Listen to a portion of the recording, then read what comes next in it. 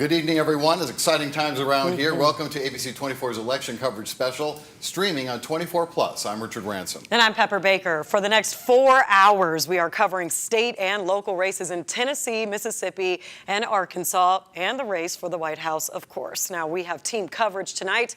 Kevin McNamara is in studio and following results as they come into the newsroom. Lauren Turman is at the Shelby County Democratic Watch Party in Germantown, and Scott Mattis is at the Shelby County Election Commission, where votes are being counted as we speak. Let's check in with him now. Scott, it's been a pretty quiet election day so far in Shelby County. Did the Election Commission get any reports of problems at the polls?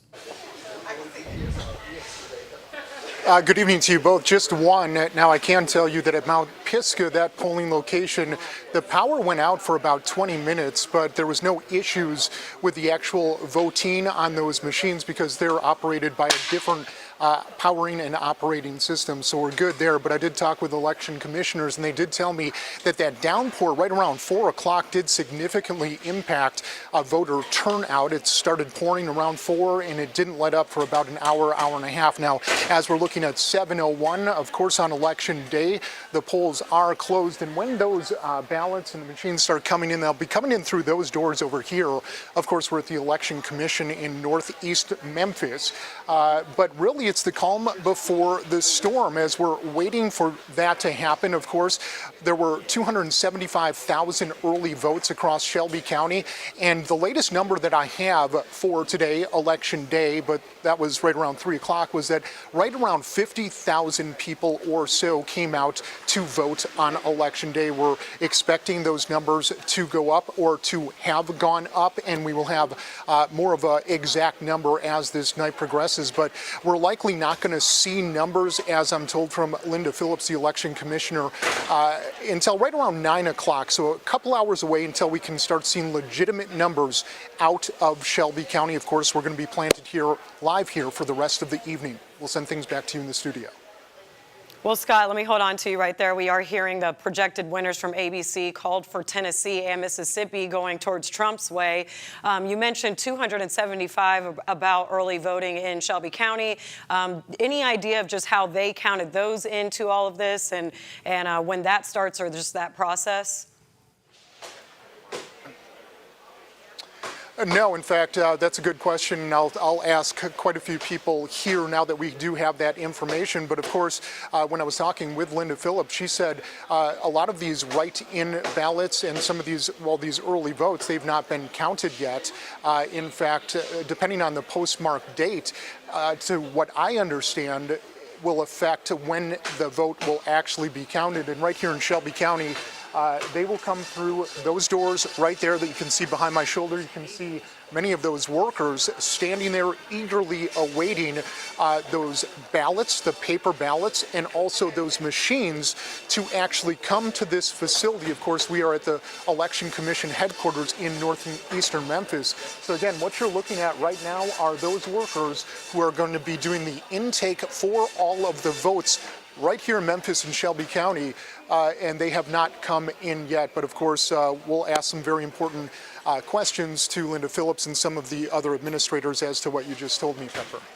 All right, Scott, yeah, they're definitely hard at work and will be probably for the rest of the night. But as we're just hearing come in, ABC News did project Trump as the winner for Tennessee and Mississippi. But we're going to turn it now to our Lauren Turman, who is at the Shelby County Democratic Watch Party in the Rain Event Center in Germantown. Lauren, polls are closed now. We're hearing projected winners for Trump in at least Tennessee and Mississippi. How are people awaiting the outcome there?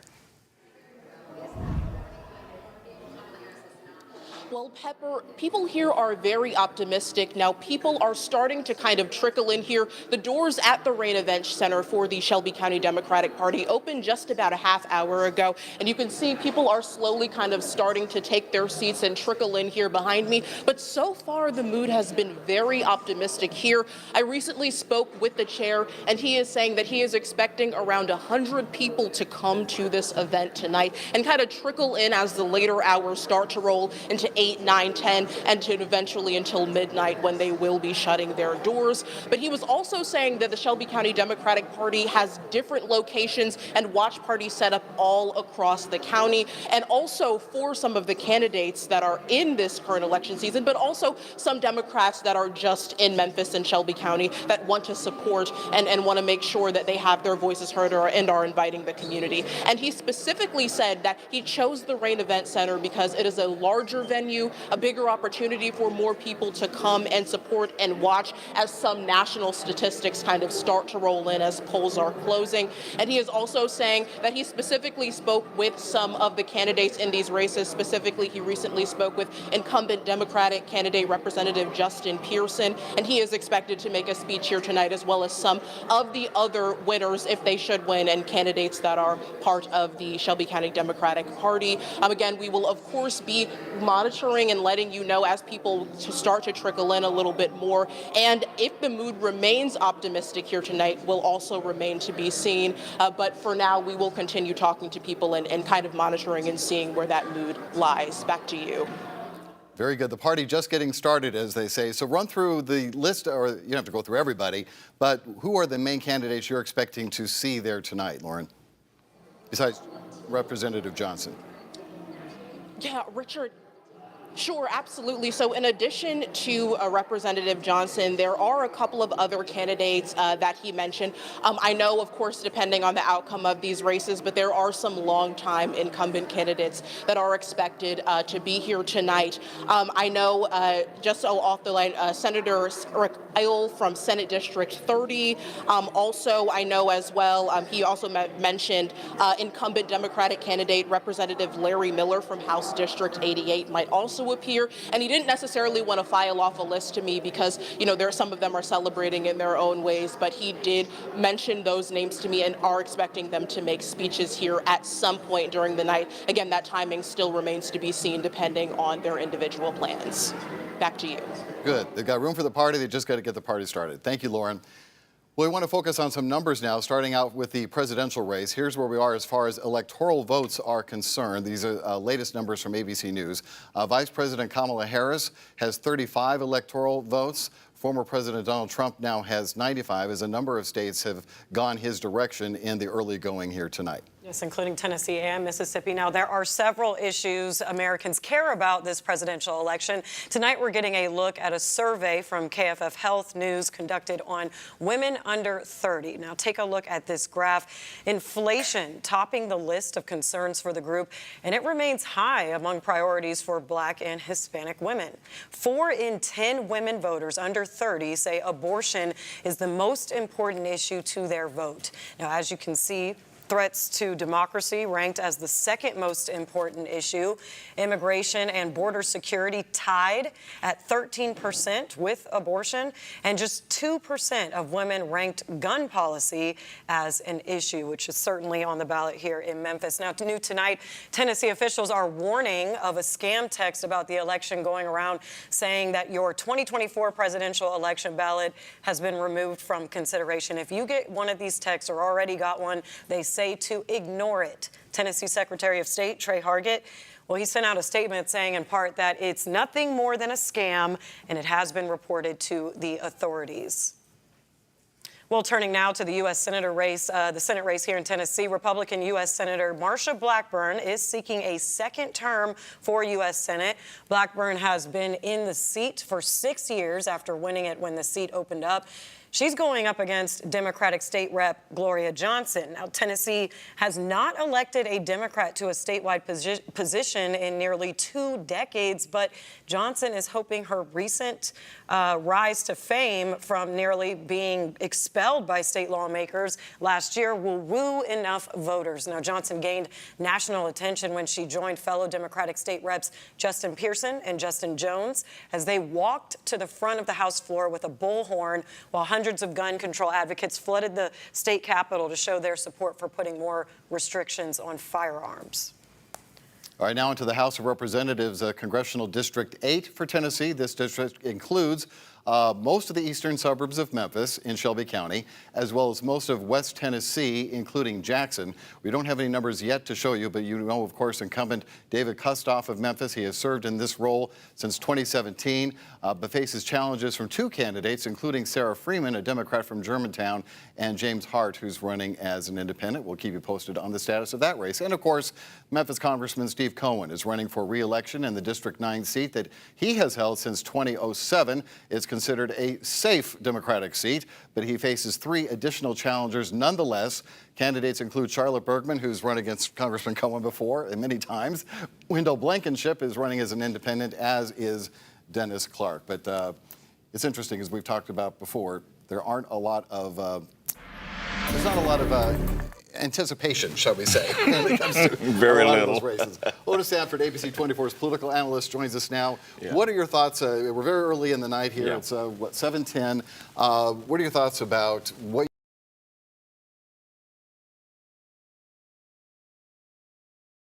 Interested in, first of all, turnout, election day turnout. We know that the early vote turnout was not what it was in 2020, and I had been thinking that election day would be higher, much higher than it was in 2020. I don't have those numbers yet, so I'll be waiting for that. As far as statewide, I just don't see anything in the cards that says that there will be any upsets. I don't see that Marsha Blackburn will have any difficult time getting reelected. Same thing for the congressman that you just mentioned, David Kustoff in District 8, and of course Steve Cohen. I think he's an easy shoe-in. Charlotte Bergman is what we call a perennial candidate, and so he won't have any problem there. You know, if they declared the presidential race for Tennessee at 7:02, Right. I have to That believe tells you everything I have you to need believe to the know. Blackburn call is coming too pretty Exactly. soon. So we look at these. We've been talking a lot on ABC24 this week, and your commentaries about the two state House seats that Republicans are hoping will not flip, but Democrats are really hoping will flip. Right. What are your observations about that effort so far by the Dems? Do they have a chance, and which one would you say is there a bigger chance that there might be some success? I think they have a chance. Again, I'm looking at the turnout to help me determine how much of a chance.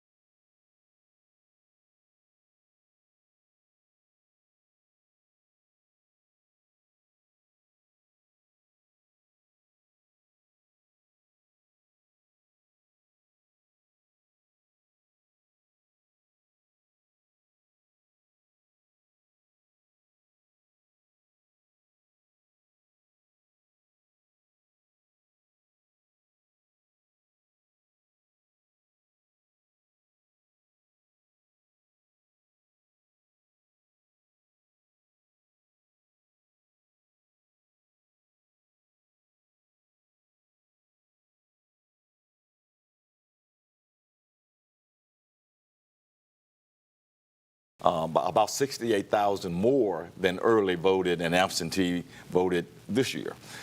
So yeah, the turnout, I thought it could reach 90,000, maybe close to 100,000. It was 97,000 in 2016. If it was just 51,000 at 5 o'clock, you only had 2 hours. I'm not sure that it will get anywhere close to that 100,000 mark. That's not a good thing, especially if you're Democrats hoping in some of those seats, again, that we just mentioned, 83 and 97, you need a heavier turnout in order to impact those races. Real quick, and I don't know if you put any stock in it, but conventional wisdom has always been when it starts raining, Republicans will still show up, Democrats won't. Yeah. So I wonder if you're Jesse Huseth or whatever, one of these Democrats running, with the rain we've had this evening, Yeah, and whether it was heavy. you can't be too happy that it came down as heavy as it did. No, you can't. And it was heavy, I say around 2 o'clock, 3 o'clock, and it kept going. I'm really hoping that conventional wisdom does not hold.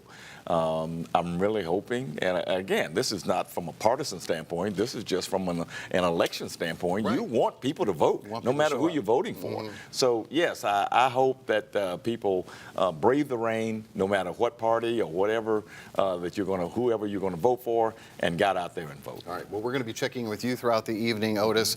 Mark Billingsley, the former Shelby County Republican Commissioner, is here as well. We'll be talking to him in a bit, but thank you so much for your early perspective on this. Thank you. All right, Otis. Pepper. As we keep talking about state and local election results coming in, let's just recap some of those races for you now. Let's start with the Senate race for District 30. Incumbent Democrat Senator Sarah Kyle is facing independent candidate Mitchell Morrison for the Tennessee Senate District 30 race. Now, this is the only state Senate seat in Shelby County with a contested race. No Republicans qualified for the ballot this election cycle. The district includes portions of downtown, North Memphis, and East Memphis. Kyle has been in office for the last 10 years. Now, before being elected, she was a teacher, an attorney, and a judge. Information on Morrison's campaign was not publicly available. And then Republican incumbent Mark White is facing off against Democrat Noah Nordstrom for the state district representing parts of southeast Shelby County. White is a former teacher and principal. He is in support of blended sentencing, allowing judges to set sentences for violent juveniles, and supported funding for increased school security. Nordstrom is a teacher currently. He wants to relocate the TBI crime lab from Jackson back to Memphis and secure more funding for schools and higher pay for teachers. Republican incumbent John Gillespie is facing off against Democrat Jesse Huseth for State District 97. Otis and I were just talking about this one. This district is huge, folks. It stretches from Chickasaw Gardens in East Memphis all the way through Berclair, Shelby Farms into deep Cordova, almost to Pisgah Road. Here are a few things about Gillespie. He campaigned on fighting for additional state troopers in Memphis on Memphis interstates. He sponsored a law requiring violent felons to serve their full prison sentence and voted to cut taxes on small businesses. Huseth's argument to voters was that he was primarily focused on education and public safety. He very much opposes Governor Lee's private school voucher program and wants to make college cheaper to go to and wants to require safe storage of guns in all vehicles. So you see definite disparity between those two candidates as well. This one probably not going to be very interesting in terms of any kind of close race, but incumbent Democrat Justin J. Pearson trying to keep his District 86 seat. He's taking on independent Jeff Johnston in this one. That district stretches from the northern edge of Shelby County down along the Mississippi River to the Mississippi border. Pearson first won the seat 18 months ago, but he's had to face re-election many times because of all what's been going on. Republicans expelling him for protesting gun violence on the House floor. He was reappointed to the seat and then had to win another special election. All right, we're going to take a quick break. We'll be right back after this report from Verify. Robert F. Kennedy Jr. is still on the ballot in several states, despite dropping out of the race and endorsing Donald Trump. So what happens to any votes he gets? Do they get passed on to Trump? No, they still go to Kennedy. There are no laws that allow votes to be redirected to other candidates. That could make a big difference in battleground states like Michigan, where Kennedy will be on the ballot. The race between Harris and Trump there could be decided by a few thousand votes, meaning even a small number of ballots being cast for third parties instead could change the final outcome. Watch the latest newscasts and weather on your schedule with 24+. We here at ABC24 are seeking solutions for you. 24+. Watch free now.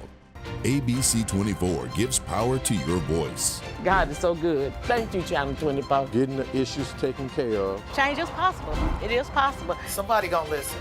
Seeking solutions. Streaming now on 24+.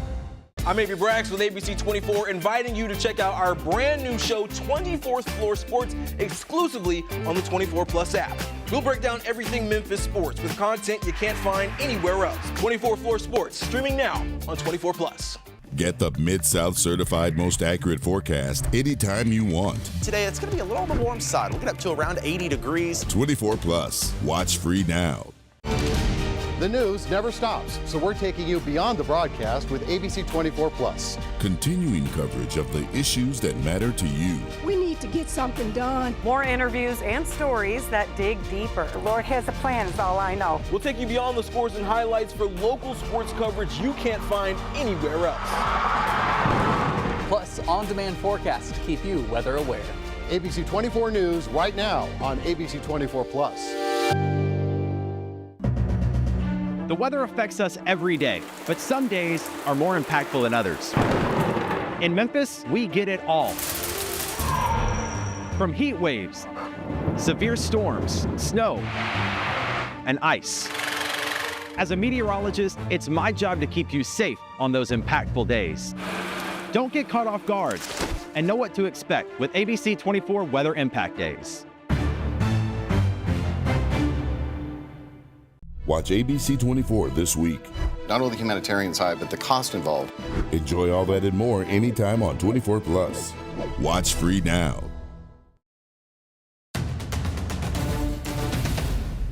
Well, concerns about having a secure election has many Americans worried. Officials, tech companies, and private researchers have been aggressive at exposing foreign election threats, according to ABC News.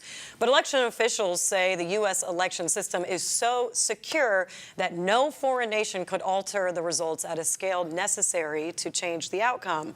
Closer to home, Linda Phillips with the Shelby County Election Commission says people who vote in Tennessee also have nothing to worry about. Voters can be confident that their votes will be counted and that our ballot boxes will not be stuffed. Illegal aliens are not voting.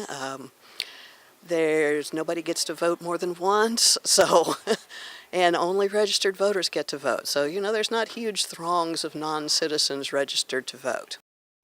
Phillips went on to say there is a lot of security put in place for voting in Shelby County, but she wouldn't go into too much detail about what the security involves. Doesn't want to give too much away, of course.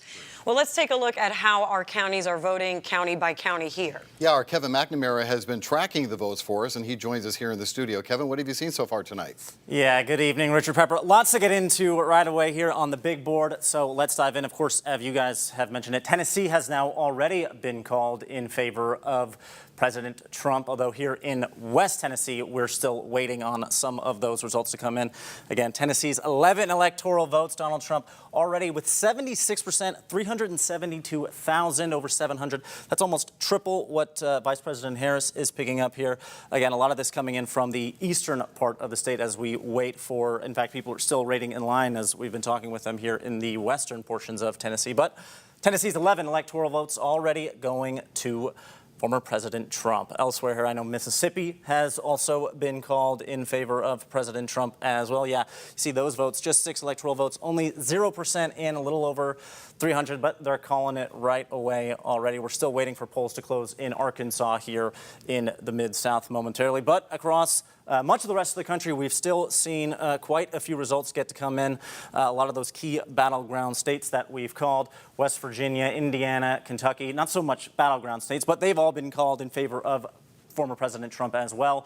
Total of 23 electoral votes in those states: Florida, Alabama, Mississippi, again, as we said, Tennessee, Oklahoma, just that huge swath of Rust Belt states that you would expect to go for the Republican candidate here, also being called right away. But certainly there are still a lot more states that we are waiting to get in. Florida, formerly a battleground state, formerly a swing state, has become very reliably Republican in recent years. We've seen that be called in favor of President Trump here already. Certainly something that the Democrats in Florida are disappointed to see. Georgia, again, another one famously going for President Biden back in 2020, causing a lot of consternation among the former president. He's trying to get those votes. Well, here it seems like it's turning out well for the former president, but certainly still across the rest of the country, some more states that we're trying to find for current Vice President Harris. New Hampshire is one, Vermont, another state that's been called. We're seeing, here's some of the blue that we're seeing in now.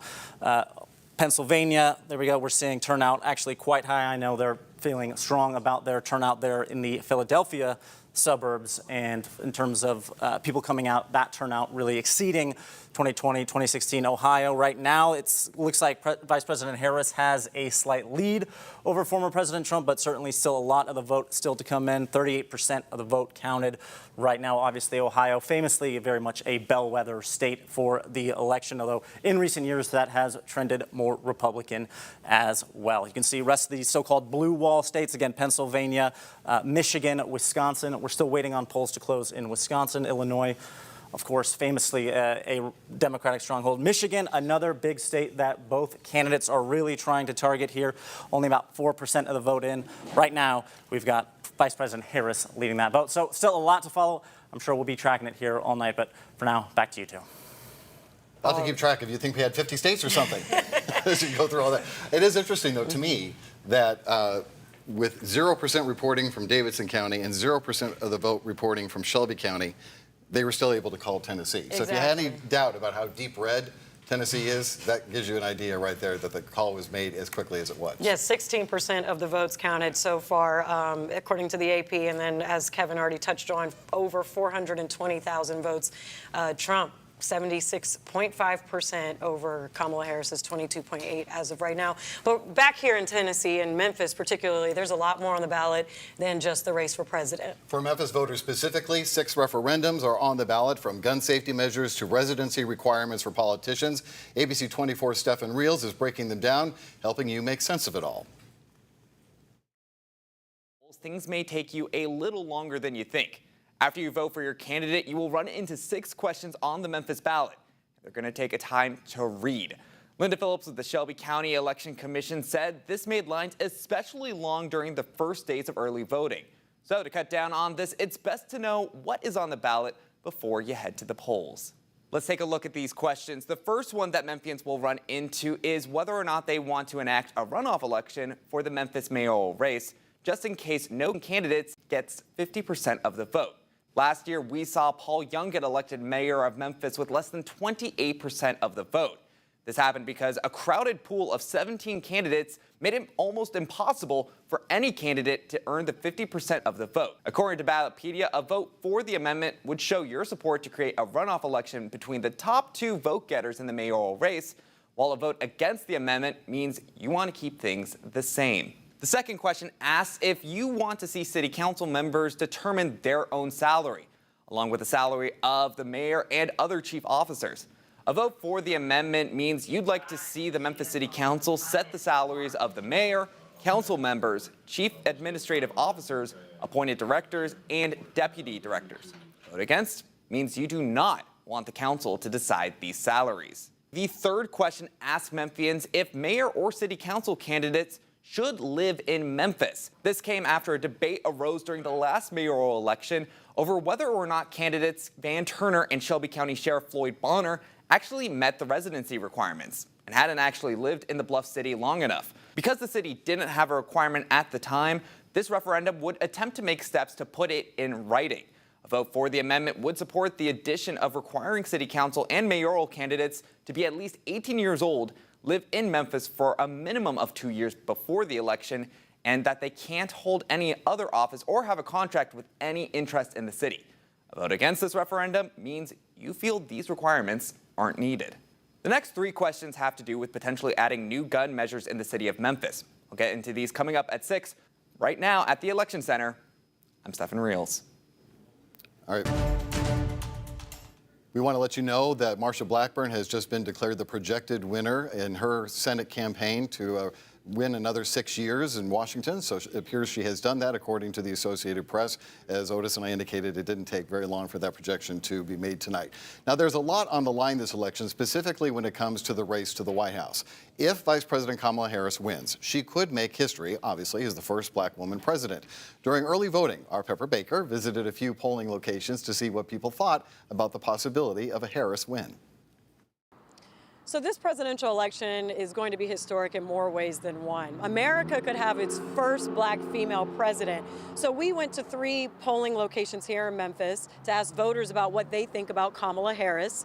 And first up, we're at the Ed Rice Community Center here in Fraser. So let's go talk to some voters.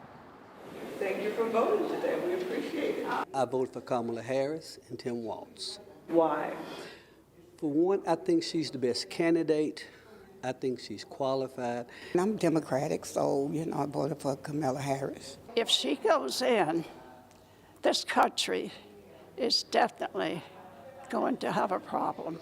Some varying opinions from 3 Fraser voters over the age of 50. For Alvin Fleming, a 74-year-old Marine veteran, it's Harris's promise to expand access to affordable housing, including offering up to $25,000 in down payment assistance for first-time homebuyers. The American dream of a home has become the American nightmare. And so somehow we've got to turn that around, and I think she's headed in the right direction. May Vanucci Tulip, who has faithfully voted in Memphis since 1955, isn't sold on Harris's work at the southern border. America has many people that have come across the border that should not be here, and they're causing great harm. And the reason the border has been wide open is to try to get votes. And that is the Democrat Party. So the second location we're at is the Solomon Temple MB Church. We are in Whitehaven now, and we saw a couple people going in. We're going to ask them what they think about this historic time in American history. Who did you vote for? Yes. It had nothing to do with her being black. Nothing at all. It just had to do with the better person for the job. Because if there was a better person than her, I would have voted for them. Terry Hardaway is on board with Harris's plan to expand health care coverage and continued work to cap prices on prescription drugs. I'm getting ready to turn 65. And medicine would be, he don't care about that. He didn't say anything about that. But, I'm a diabetic. Kenneth Dalton supports Harris's commitment to keep NATO intact. Most of our policies seem to be level and common sense policies. And when you start talking about not supporting our allies around the world, that kind of really struck me. I mean, alliances are very important, and I think we should keep that. All right, we are at our third location. That is Briarwood, out on Germantown Parkway. This is the 1 hour left before the polls close. It's almost 6 o'clock now. The polls close at 7, and we are going to talk to people here to see what they voters. feel. Do you think America is ready for a first black female president? I think America is a diverse and beautiful country and is more than ready for a woman president, our first black female president, and our first mixed race female president. Democracy is on the ballot. We're either going to keep it or we're going to lose it. Or think we have it and we don't. So that's important to me. Black men for Kamala Harris. I think there are some black men and white men who don't want a woman at the top. But I think it's time for a change, and they'll get used to it. I sincerely hope that President Trump does get reelected. I believe that our democracy is on the line. So I would say it's critical for everyone to get out and vote. Interesting sound bites there from everybody and all the voters you talked to. You said, though, it was interesting that a lot of Republicans you interviewed really didn't want to talk on camera. You had the one woman, 92 by the way, I'm impressed. 92 years old, right. Who was willing to talk about her support for Trump, but that was it. Right. She'd been voting in Memphis since 1955, so I just want to preface that. And I think when you maybe get to that age, you just, say whatever. I don't care, you don't right? really hold back. And particularly I had tried to stop a lot of white men, and they kind of just blew right past me. And when I did talk to them off camera, there were surprisingly a lot who said, I'm Republican, but I'm voting for Kamala Harris this time. But they didn't want to publicly go with that. I did want to say that, the top issues that have been talked about a lot with this election, democracy, economy, abortion, immigration, and foreign policy, voters in Memphis were very educated on this election. Those were essentially, some of those sound bites were those topics that they hit on. Foreign affairs, they really loved Kamala's viewpoint of NATO and keeping those allies intact. And then I talked to women about abortion, of course. Democracy, though, that was a big one. Just democracy on the ticket. That was a lot of what they said there in their language. Very good. I guess, so considering Shelby is a blue county, you would hear a lot of that. But it is interesting how well informed they were, and it's encouraging to hear that too, I might add. Yeah, I would, and yeah, all of those precincts had really good numbers. That was early voting, of course, but it was constant. All three of those that I had went to, so it was a good turnout. As we know, it was around 270,000 in person or absentee in Shelby County turned out, and you could see it if you had physically went to the polls. Wow, all right, very good, very And we still have a lot of races here in our area. So now to the race for Tennessee House of Representatives for District 88. Republican Larry Hunter is taking on incumbent Democrat Larry J. Miller. Now the district includes parts of Midtown and North Memphis. Miller has held this seat for 3 decades. He is a retired Memphis Fire Department firefighter. Now Hunter retired from MATA. And then looking at this race here, incumbent Democrat G.A. Hardaway Sr. is taking on Republican Renarda Renee Clariette for the House of Representatives seat for District 93. As Richard would say, Hardaway is probably the go-to on this one. Before that, he was in the District 92 seat for 6 years. Clariette is the only Republican to qualify for the ballot. She did not appear to have an active campaign website or do too much public campaigning. All right, well, when we come back, we will have a lot more on the other side, a lot more to get to on this busy night of news, big night for American history. Don't go anywhere. Democrats and Republicans are battling for more than just the White House this November. They're also seeking control of the House of Representatives. Republicans hold control right now by a slim margin. But all 435 seats are being contested, and pollsters estimate 43 of them are truly up for grabs. In addition to passing legislation, the party that wins the majority gets to run committees, which can hold hearings and order people to testify or provide documents. The majority also picks the Speaker of the House, whose powers include deciding which bills get voted on. And the House can introduce and pass articles of impeachment. Watch the latest newscasts and weather on your schedule with 24+. We here at ABC24 are seeking solutions for you.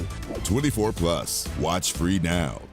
ABC24 gives power to your voice. God is so good. Thank you, Channel 24. Getting the issues taken care of. Change is possible. It is possible. Somebody gonna listen. Seeking solutions. Streaming now on 24+. I'm Avery Braggs with ABC24, inviting you to check out our brand new show, 24th Floor Sports, exclusively on the 24+ app. We'll break down everything Memphis sports with content you can't find anywhere else. 24 Floor Sports, streaming now on 24+. Get the Mid-South certified most accurate forecast anytime you want. Today, it's going to be a little on the warm side. We'll get up to around 80 degrees. 24+. Watch free now. The news never stops, so we're taking you beyond the broadcast with ABC24+. Continuing coverage of the issues that matter to you. We need to get something done. More interviews and stories that dig deeper. The Lord has a plan, is all I know. We'll take you beyond the scores and highlights for local sports coverage you can't find anywhere else. Plus, on-demand forecasts to keep you weather aware. ABC24 News right now on ABC24+. The weather affects us every day, but some days are more impactful than others. In Memphis, we get it all. From heat waves, severe storms, snow, and ice. As a meteorologist, it's my job to keep you safe on those impactful days. Don't get caught off guard and know what to expect with ABC24 Weather Impact Days. Watch ABC24 this week. Not only the humanitarian side, but the cost involved. Enjoy all that and more anytime on 24+. Watch free now. Well, as we've been showing you, watch parties are happening all over Memphis and Shelby County, one of which is happening in East Memphis with a couple of Democratic candidates expected to attend who are hoping to flip seats now held by Republicans in the state legislature. Our Stefan Reels is live in East Memphis. Stefan, what's the atmosphere like where you are now? Well, things have just gotten started a little while ago, so people are in a nice sense of happiness, optimism. It's a lot of hard work that they're hoping will pay off tonight. And I just wanted to get into one of the more interesting races that has been talked about on this broadcast. You mentioned it earlier with Otis, but a big one we're keeping our eyes right now is the battle in the Tennessee House for District 97. Now, this is going to be between incumbent John Gillespie, who is a Republican, and Jesse Huseth, the Democrat who is hoping to oust him. Now, Gillespie was elected to this position in 2020 by less than 500 votes. Now, he was able to expand this lead in his re-election attempt in 2022. He got 56% of the votes there.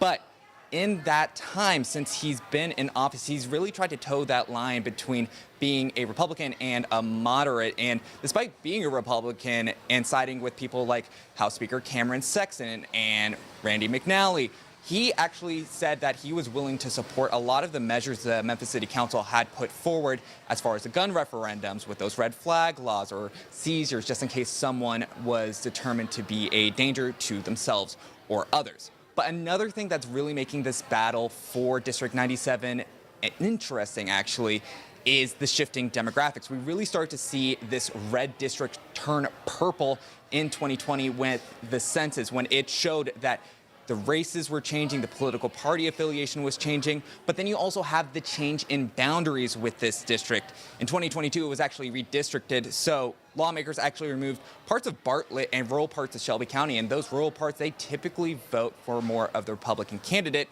and they added in large parts of East Memphis and Cordova. So people are really keeping their eyes on this census information and these change in boundaries information.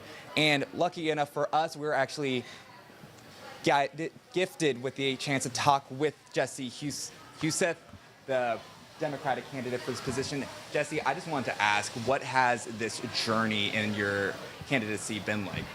It's been a lot of work. We started kind of putting this race together 18 months ago, putting out plans, how we're going to form our message, what was important to District 97. And November last year, we put it into action. We had our kickoff and immediately started talking to voters, talking to folks who wanted to see change in the State House from all across the entire state. But really, as folks know, aggressive field campaign, aggressive mail campaign. We are trying very hard to both at the same time educate voters on what's happening in the State House, as well as get a good pulse on what they want to see out of a state representative. And what did they really want to see? Because you had mentioned earlier that you had been on the ground even today leading up to this party and this watch party today. What has that really been like? What do people want to see? They want to see visibility. They want to know their state representative is actually available to them, actually meeting with them, and exists in the district. Every single piece of my campaign letter has had my cell phone number on it. And so we've had folks call in to check the number sometimes, but also to let me know that once I'm in there, what they actually want to see, the policy they want to see, what action they want to see. The community wants real, outcome-driven policy that is actually going to affect things in Memphis, like the economy, crime, obviously, medical outcomes, as well as education. And so we had mentioned this earlier, that this is definitely one of the tighter races in Memphis and Tennessee as a whole. What are your thoughts about this shift from a red district to a purple district? What do you feel about your chances at this point? We're bullish. We saw the exit polling for the early voting. We were very happy with it. We redoubled our efforts to get out there, but I don't know if it's necessarily shifting. I think it's just people wanting change. I told you earlier, because I was unopposed in the primary, we off jump started talking to Republicans. I wanted to make sure, one, that folks knew I wasn't going to represent half the district, but also I wanted them to know that I would listen. I would come out there. These were the outcomes I wanted. My policy sheet is pretty moderate and outcome driven, and it was very well received on the doors, on the phones, and in the mail. And so a big thing we also wanted to ask was just how this campaign process has been. Some of our political commentators, they said that you really gave Gillespie a run for his money. And we've seen even during the country's president campaign and a lot of campaigns across the country, they've been negative. I just wanted to know, what has your experience been like with that, as far as trying to show you were better than Gillespie? Every campaign's chippy. There's always there's the sugar mail, and there's the attack. We made sure that whenever we discuss policies, we do citations. If I'm going to discuss things he's done in the House, we will put the HB code on there, or interviews he's done. When we talk about what we want to do, we discuss statistically how they will affect everyday Memphians. We tried very hard to be data-driven. And when you do that, folks are more receptive. It feels less partisan. It feels less attacky, as you said, and responsive to what people actually want to see here in Memphis. But the actual campaign process has been pretty rigorous. I'm a small business owner. I work in grocery. I work from 4 in the morning to 11 in the morning. So pretty much I would get home from work, sit for an hour, do a 2-hour campaign scrum, 2 hours of phone fundraising, take a break, 2-3 hours of door knocking, and that's been me for the last 12 months. It takes a lot of effort to unseat an incumbent. Of course. And honestly, what seems to be said by our political commentators, you've really done your work and shown a lot. Any final thoughts that you have as we wait for these results to come in? I believe that we're going to get a good result because Memphians want to see better outcomes. They also want to see a House that is less combative. They want to know that that the House is actually working for Memphis. And unfortunately, as you mentioned earlier, because Representative Gillespie has been taking sides with Cameron Sexton so much, he's kind of created that distance from Memphis as a whole, but as well as a lot of folks in 97 who want to see, just common sense, good legislation. And then, of course, I know I should have mentioned this earlier, but there is a guest with us here today. I was wondering if you could introduce us real quick, kind of give us a little context of who this wonderful guest and manager is. This is my daughter, Abigail. I'll call her Abby because she gets mad if I do otherwise. She's turning 10 in December. She is the unofficial campaign manager. Nights where I can't get home on time, and she makes sure she FaceTimes me every night so we can talk a little bit about what I'm doing that day and what we're talking about. And she has definitely been kind of a stabilizing post for me through this whole thing. And Abby, what do you think about your dad's chances tonight? I hope he makes it. Okay, well, we got our projection right here, but we got a lot more to look out tonight. We're going to try to talk to some more candidates, potentially some other people here at the party. But for now, live in East Memphis, I'm Stephen Rios.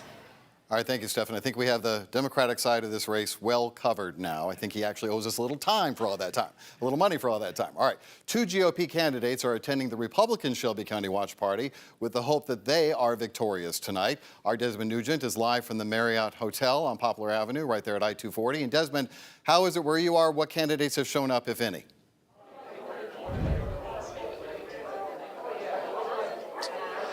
Right now, we haven't seen any candidates tonight, but we do know that the doors opened just about an hour ago, and so far they have been filling quite immensely. And you can see that people are enjoying themselves, they're smiling, they're mingling, they're enjoying their food, they're enjoying their beverages, and rightfully so, because they're hoping for a win when it comes to State Representative John Gillespie and U.S. Congressman David Kustoff. Now, as far as John Gillespie is concerned, he's been running a couple of tight races the last couple of elections. In 2022, he won by 56% of those votes. And in 2020, it was a tighter race than that. He won by just 500 votes. Now, we haven't been able to confirm if he has won tonight or where he stands as far as the percentage of votes tonight, but we're hoping to hear from him later on tonight. One of his representatives says that he will be able to speak with us as soon as those election results are in. And then we have U.S. Congressman David Kustoff. He is running against 2 other candidates, which is Sarah Freeman and James Hart. Now, he sits at 80% of the votes, and with the win tonight, he will be serving his 5th term.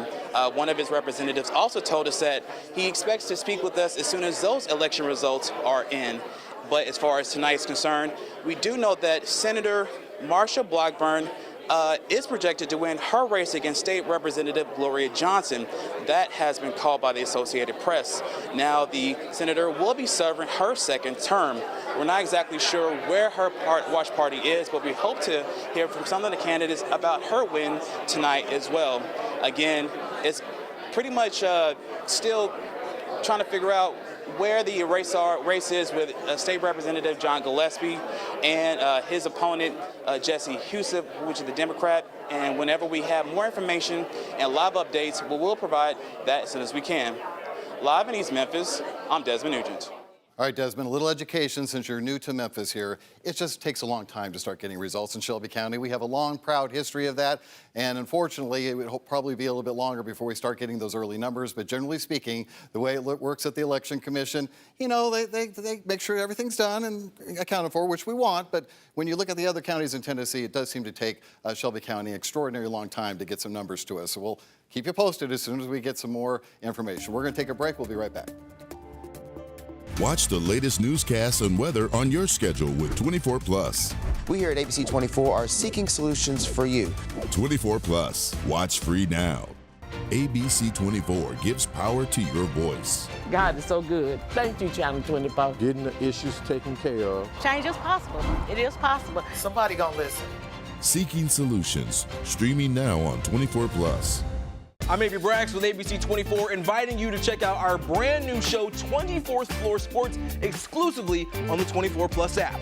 We'll break down everything Memphis sports with content you can't find anywhere else. 24th Floor Sports, streaming now on 24+. Get the Mid-South certified most accurate forecast anytime you want. Today, it's going to be a little on the warm side. We'll get up to around 80 degrees. 24 Plus. Watch free now. The news never stops, so we're taking you beyond the broadcast with ABC24 Plus. Continuing coverage of the issues that matter to you. We need to get something done. More interviews and stories that dig deeper. The Lord has a plan, is all I know. We'll take you beyond the scores and highlights for local sports coverage you can't find anywhere else. Plus, on-demand forecasts to keep you weather aware. ABC24 News right now on ABC24 Plus. The weather affects us every day, but some days are more impactful than others. In Memphis, we get it all. From heat waves, severe storms, snow, and ice. As a meteorologist, it's my job to keep you safe on those impactful days. Don't get caught off guard and know what to expect with ABC24 Weather Impact Days. Watch ABC24 this week. Not only the humanitarian side, but the cost involved. Enjoy all that and more anytime on 24 Plus. Watch free now. All right, lots of local races we're keeping an eye on as well tonight. Let's head over to Millington, where a new mayor will be picked tonight. Millington and Collierville, the only Memphis suburbs that are choosing new mayors tonight. Larry Dagan, who's the gentleman on your left there, and Kerry Vaughn are taking on each other for the Millington mayor. They are both Republicans, but you don't run a partisan race in the suburbs. Dagan is the alderman of District 4 in Millington. Vaughn is the chairman of the Millington Industrial Development Board, not to mention current chairman of the Shelby County Republican Party. Current mayor Terry Jones is not running for re-election in Millington. Again, still waiting for numbers to come in from the Election Commission. Collierville, as I said, is electing a new mayor. Billy Patton and Maureen Frazier are the candidates running in that race. Stan Joyner, who's been a long-time mayor in Collierville, he's held that position since 2008, is not seeking re-election. Frazier is currently in her 6th term as alderman in Collierville. She has served as vice mayor since 2006. Patton is in his 4th term as alderman. I'm going to come over here and join you guys as we're going to talk to Mark Billingsley, the Shelby County former county commissioner, active Republican, knows everything we need to know when it comes to the Republican Party, right? We'll try our best. No How pressure. about that? No pressure. How about that? Let me start by asking you about these local races, which often pit a Republican against a Republican. Which of those are you kind of following or interested to see what the outcome happens to be? Well, out in Bartlett, there's a pretty good race going for alderman. Kenneth Haynes, 64 years old, retired military, amazing candidate. John McNeil, 37, he's running. He's been in Bartlett for 10 years. The incumbent is Kevin Quinn. I think it's going to be a pretty contentious race out in Bartlett. Again, Bartlett alderman, incumbent, facing two really good challengers tonight. Yeah. What about the two mayors races I mentioned? Well, I tell you, Maureen Frazier has worked really, really hard as an alderman for a very long time. 2006, I think we said. 2006. Yeah. Well-known, really hard worker. I think she also got the endorsement of the previous mayor. Okay. So that matters a lot with Stan Joyner's popularity. It matters a lot. Yeah. And again, I think she's going to be an outstanding mayor if she gets the nod tonight. But again, people have been working really hard in the municipalities. Okay. Well, talking about the Collierville mayor, particularly the Stan Joyner there for 16 years, you know, what can you speak to people out there saying about, did they want change? I mean, did this old mayor just want to give it up? Well, Mayor Stan Joyner has done an unbelievable job in public service in Collierville for a very, very long time. And I think there's a certain time after you have served so many years that it's time to pass the torch to other good leaders. Maureen Frazier, again, has spent decades as a leader in Collierville. The other opponent is Billy Patton, who's also running for Collierville mayor. Again, someone who was first elected to the Board of Aldermen in 2010. So you've got two seasoned veterans running for Collierville. I think no matter who wins that race, they're going to get a great mayor in Collierville. But I would really have to give the nod to Maureen Fraser, and that she's got the endorsement of Stan Joyner, and that goes a really long way. Sure it does. I do want to touch on the national presidential race, of course. You know, with Republicans, it was a lot of discussion around the women, the female vote, and particularly some of the comments Trump has made about, I'm going to protect women if they like it or not. What do you think about the strategy, especially late in the game with these lasting rallies, about getting women on board? You know, I don't know how many polls, there's so many polls, and it's hard to believe any one of them. But I think women are also really giving a lot of feedback in terms of the economy. We saw that in some polling today. And so I absolutely understand the rights of women in that particular vote. But women are also sounding their alarms that, guess what, we're not making as much money. When they go to the grocery store, just like their husbands, everything costs a lot more. And so I would not count out the female voter to also have a great concern for the economy. I'll tell you, here in Shelby County, Republican women especially have worked really hard in this race. They've been steadfast at the Republican headquarters day after day after day. And so I do, Pepper, appreciate those concerns in terms of the Republican Party with women, but I think there are a lot of women who'll be voting for Trump this evening. And women outvoted men in Shelby County, as what the Election Commission told us, too. So clearly they have a big stake in this. They do. When it comes to the partisanship within the state legislature, we know that it's a Republican supermajority, so it really doesn't matter how these two races we've been talking about over and over again, 83 and 97, turn out, because Republicans will be just fine and be able to pass whatever they want to. What do you think? I'm going to put you in a difficult position. That's fine. What do you think Democrats need to do to finally start to make it interesting in Tennessee again and get some people elected that, I mean, I think you would agree we benefit the more you have two parties that are credible and that can get some... Well, Richard, it isn't that hard a question, and that if Democrats could stop offending the legislature and stop offending the Republican governor, you know, I'm not for these ballot measures on the Memphis ballot. The gun referendums. The gun referendums, because people are going to vote for that this evening. Some of those may win, but guess what? Those votes do not supersede state law. And so... so they see it, pardon my French here, as a middle finger, basically, to current and established state law that Memphis would even try to raise this question. Well, politicians in Memphis probably see it as that, but I still think a lot of people, the rank and file of Memphis, when they vote for that, there's some people who are voting for that. They voted for that today that think there will be some changes in gun laws. Right.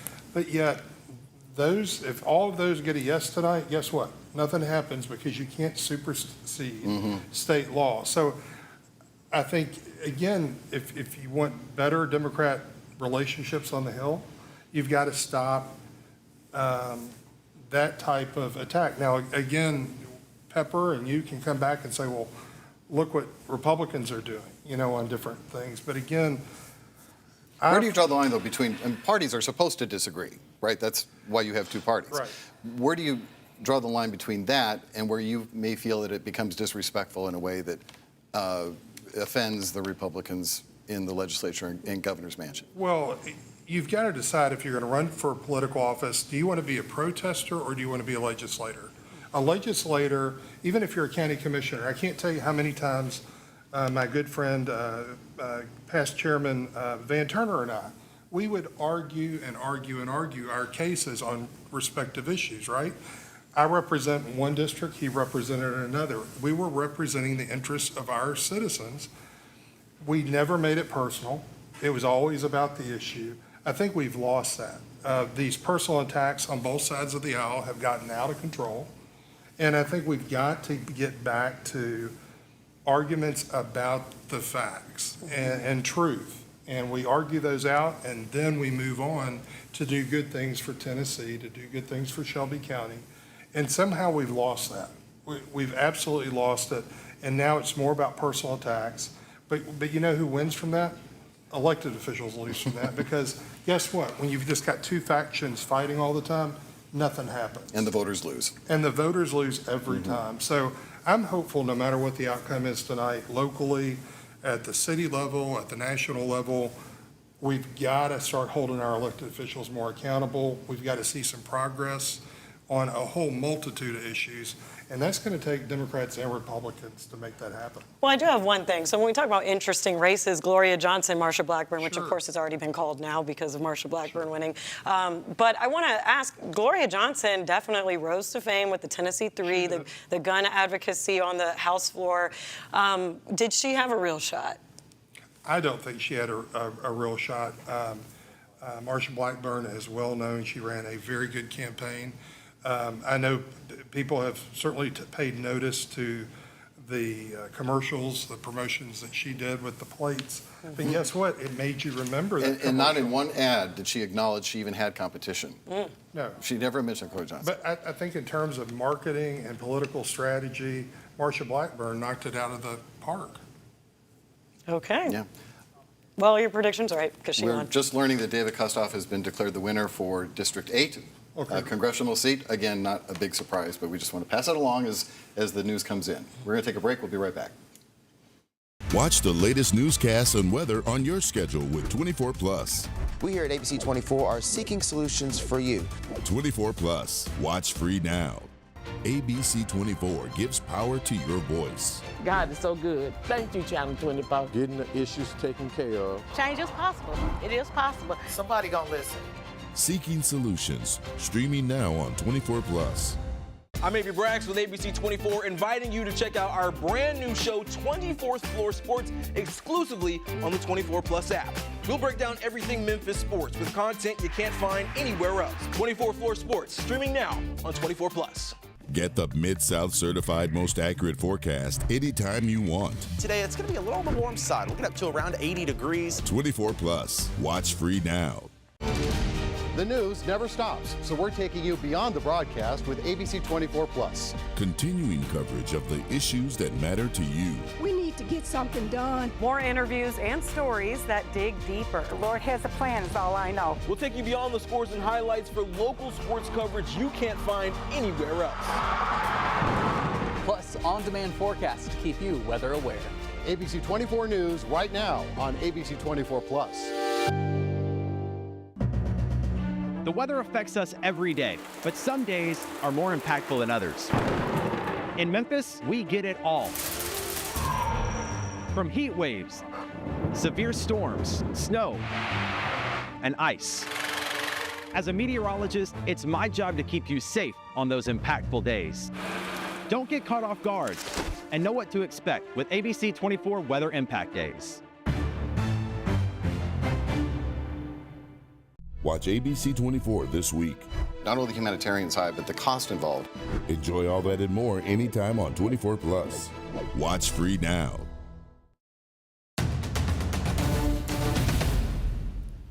So much to cover tonight, and you've come to the right place. We are staying on top of the race to the White House along with other local races here in Tennessee. Our Scott Mattis is live at the Shelby County Election Commission tonight. And Scott, we know results are being tallied there. What can you tell us about at least Shelby County and the results coming in from there?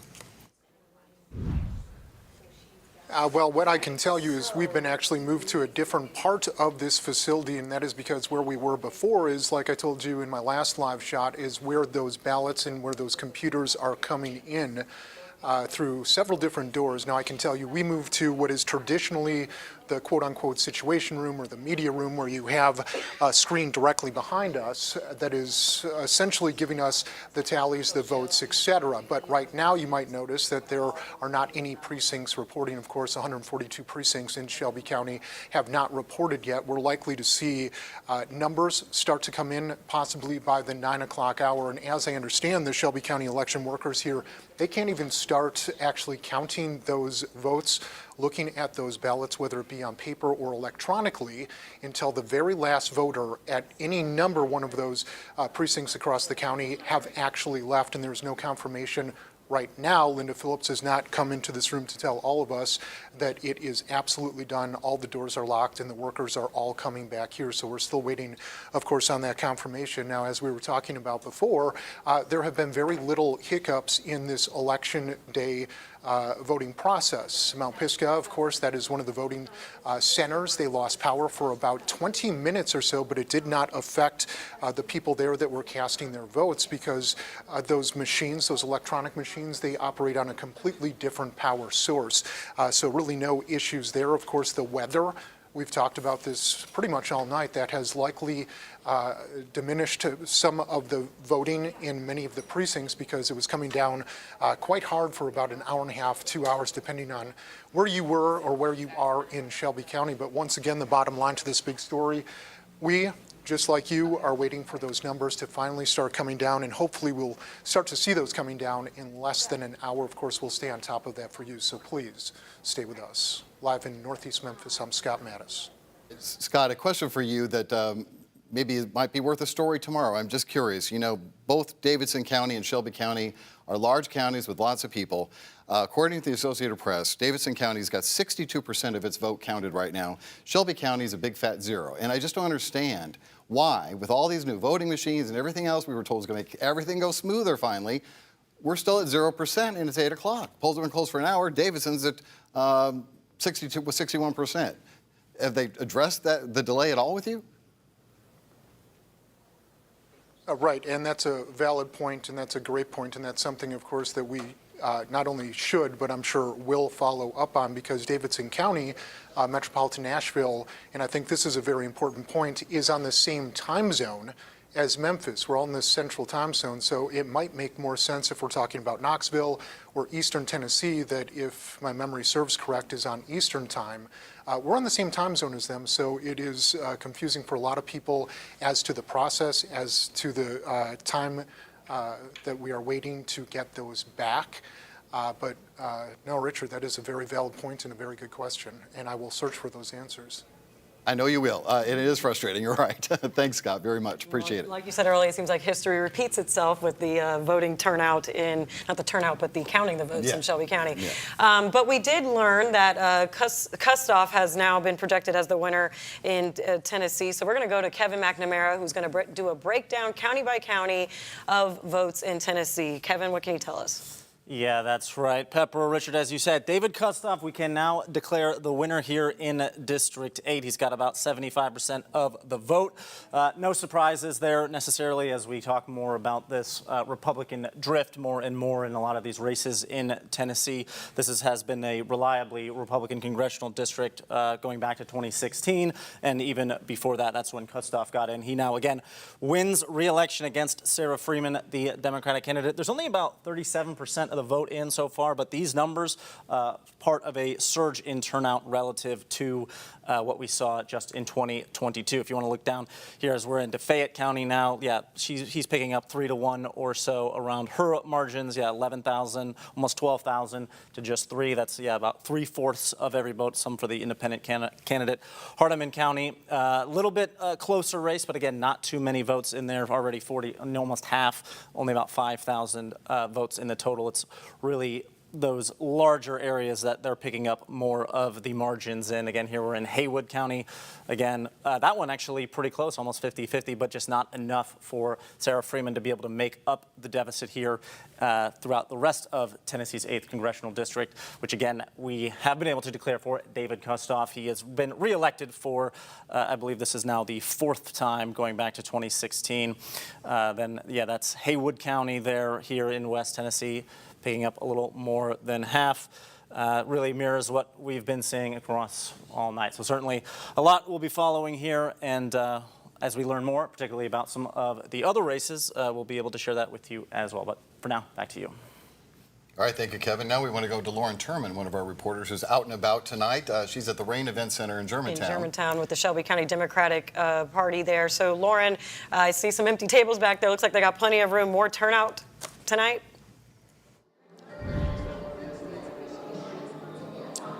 Right. right, Richard and Pepper. So far, people are kind of trickling in here, a little bit slower of a turnout as the polls closed just about an hour ago. More and more people have been filing into the room, though, and as you can see, a lot of people are really mingling. And one of the really interesting words that you all used earlier was energized, and that is certainly what I can say that the Shelby County Democratic Party has shown tonight. A lot of important elected figures here so far. We've seen MSCS board members, city council members come in and out of the room, and we also got a chance to catch up with Shelby County DA Steve Mulroy, and he had some really interesting notes about what he anticipates not only out of the party's aspect of the ballot, but also the referendums portion of the ballot. He says that Shelby County is really energized for Kamala Harris on a national scale. Also, of course, for some of the more local Democratic candidates that are expected to come tonight, some of which are including, and they've touched base with,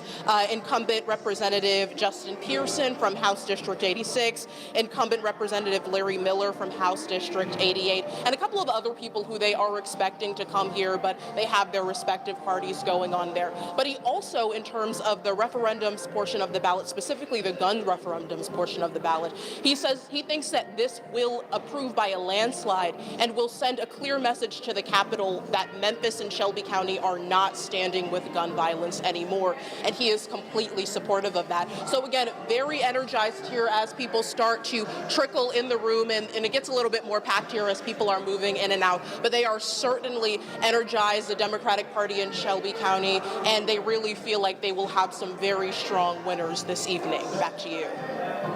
You wait for Democrats to pile in there. We'll be coming back to you throughout the night. Thank you very much, Lauren. Seems like every election, people ask whether gas prices and gas have anything to do with the election or the outcome of the election. Casey Decker with our exclusive Verify team examined the data. Gas prices are continuing to drop from their record highs earlier this year. But this Facebook comment suggests the reason for that drop is political manipulation designed to give the party in power a boost ahead of the midterms. Other posts on social media have echoed that sentiment, suggesting gas prices go down before elections and then rise again after. So is there any validity to those claims? Do gas prices always go down before elections? To verify, we looked at historical data from the U.S. Energy Information Administration and Bureau of Labor Statistics and spoke with Ed Hers, an energy economics fellow at the University of Houston. The EIA has weekly data on gas prices going back to 1993.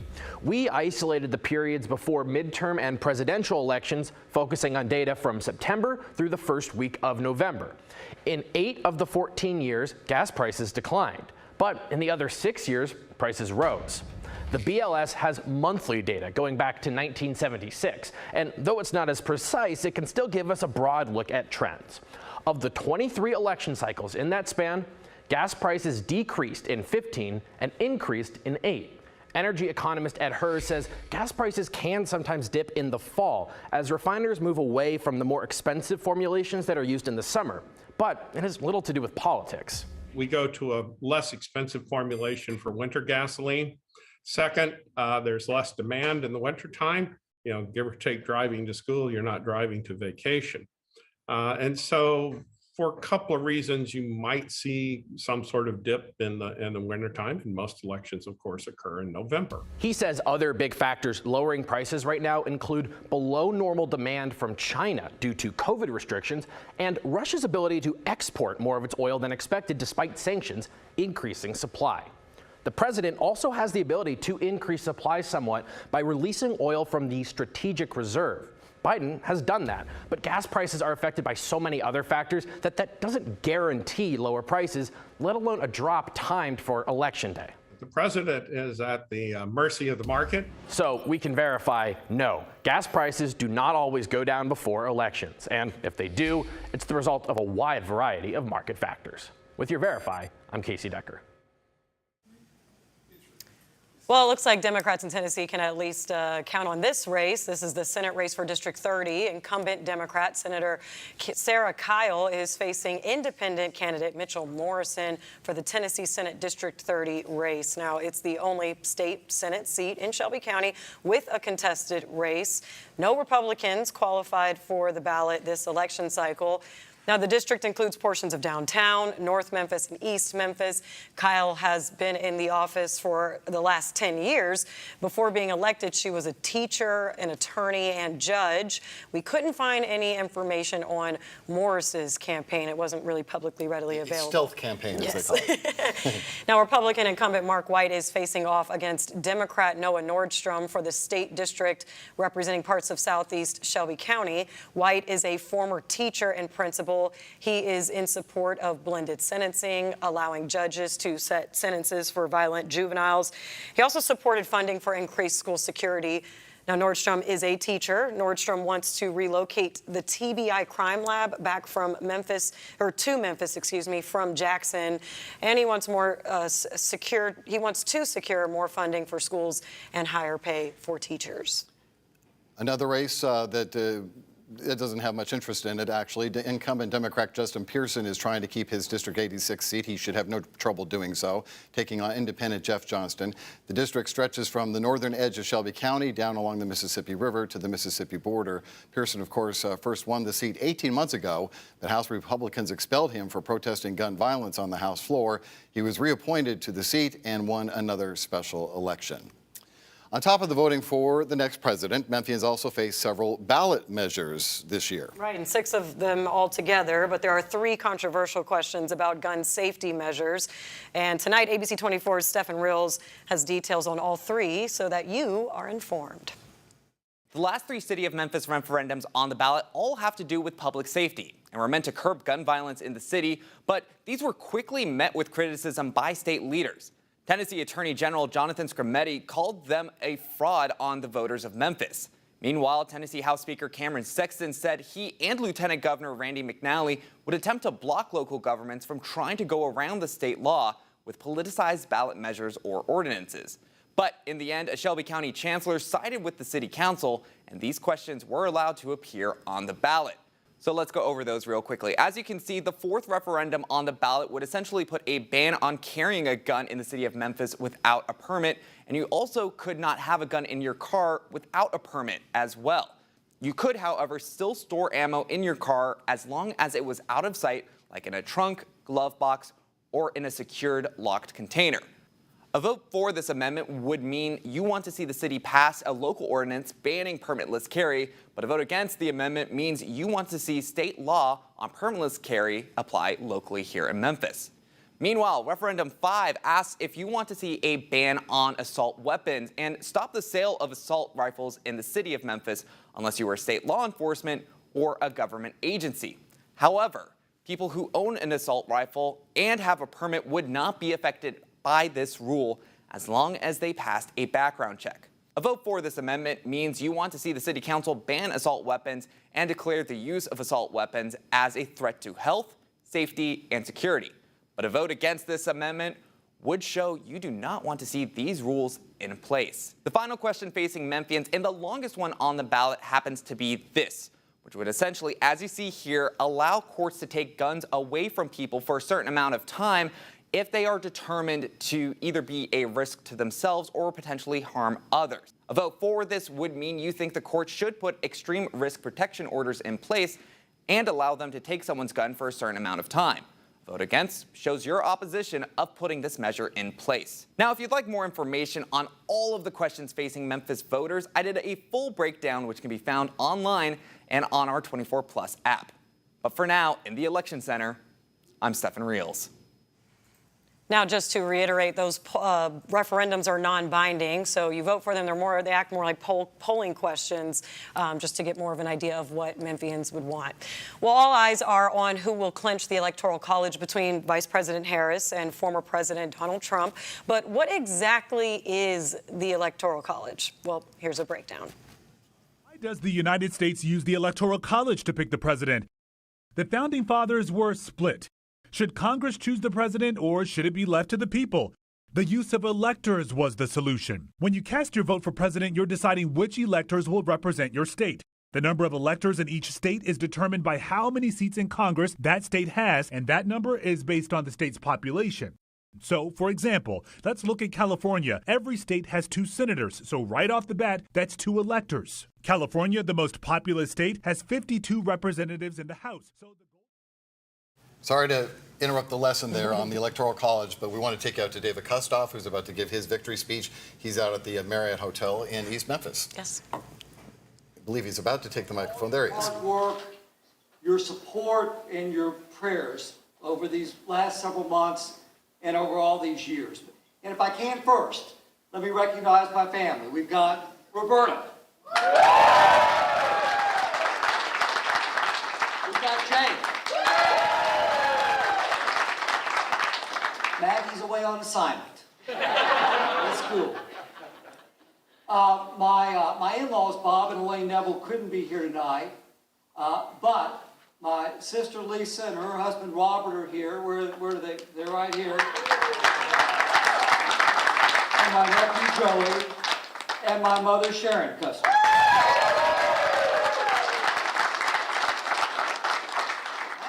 They're out here or not. I've got a great staff. Is the staff here? Or are they backstage? Or we're here. All right.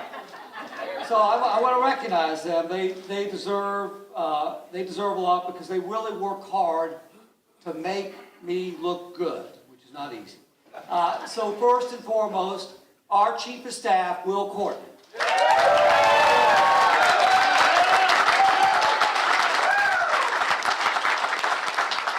So I can't see with the bright lights, but Wright Ricketts, our Legislative Director. Samantha Cantrell, Communications. You all know Ed Jackson, our District Director. And you really know Debbie. Debbie left for a wedding today, but Debbie Shires, who handles all your phone calls and all your emails. Isaac Weston, Billy Masters, Kate Todd, Monty Blue, everybody knows Monty, Jake Rogers, Cameron Rios. So Cameron, when you want inauguration tickets, you're going through Cameron. So Cameron, be nice to Cameron. Trip Conley. Hannah Hussey, who keeps me on schedule. Jake Overton. And we had a couple back in Washington, Liza Luder and Ross Johnston. You all do a great job. And I do want to recognize our campaign manager, Grant Gammon. Grant, where are you?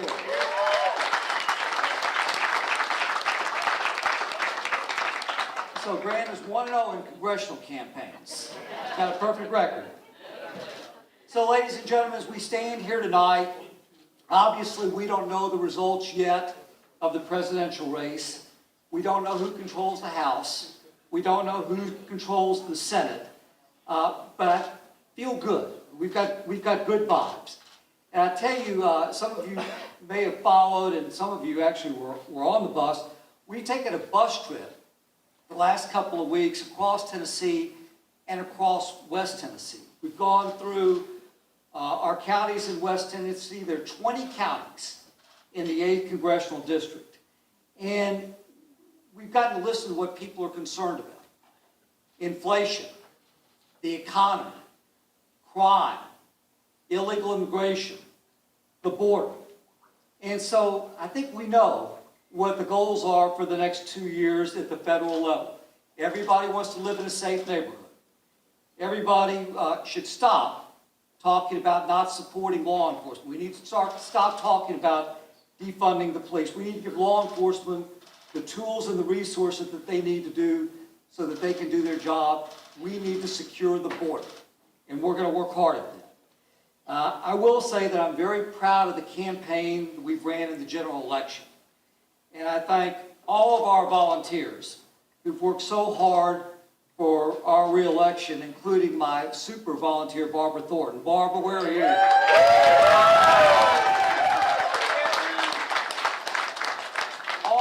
All of you have been so good to Roberta and me both, and to our family. We really appreciate you, and we appreciate your friendship. He's not here tonight, but I do want to recognize my longtime friend, Chip Saltzman, who's done such a great job guiding the campaign, also Taylor Farrell in Nashville, and if I can, 2 other people. One is Joey, where is Joey Hargrove? Joey Hargrove, who is a longtime friend of mine for 30 years, keeps us safe and secure. And you heard from Mike Heaney, who nobody wants to get a phone call from. But Mike has done a terrific job. In fact, over these last 2 years, he has raised in excess of $2 million for this campaign. So Mike, thank you very much.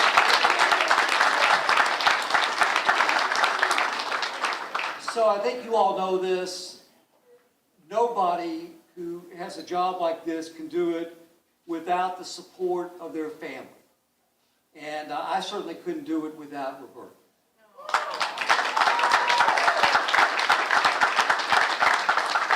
So Roberta gives me the strength and the wherewithal to do the job. And I've said from the very beginning, to do this job the right way for us, it's a partnership with Roberta and me. And lastly, our children, Maggie and Jake, who have both sacrificed while their dad is up and back to Washington, and their mom has to do stuff for me while I'm gone. They really deserve a lot of credit, and so we appreciate both Jake and Maggie.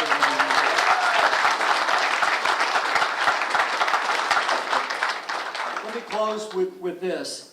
It's really been a huge honor to be able to serve you in the United States House of Representatives. Roberta and I know that there are really, really good people who live in West Tennessee, who live in the 8th Congressional District, who care so much about this country, and they want to make sure that we keep this country great and we keep it the envy of the world. So Roberta and I thank you. We thank you for the trust that you've given to us. We thank you for your support, and we thank you for your friendship. And I always like to close with this. May God bless you all. And may God bless the United States of America. Thank you all very much.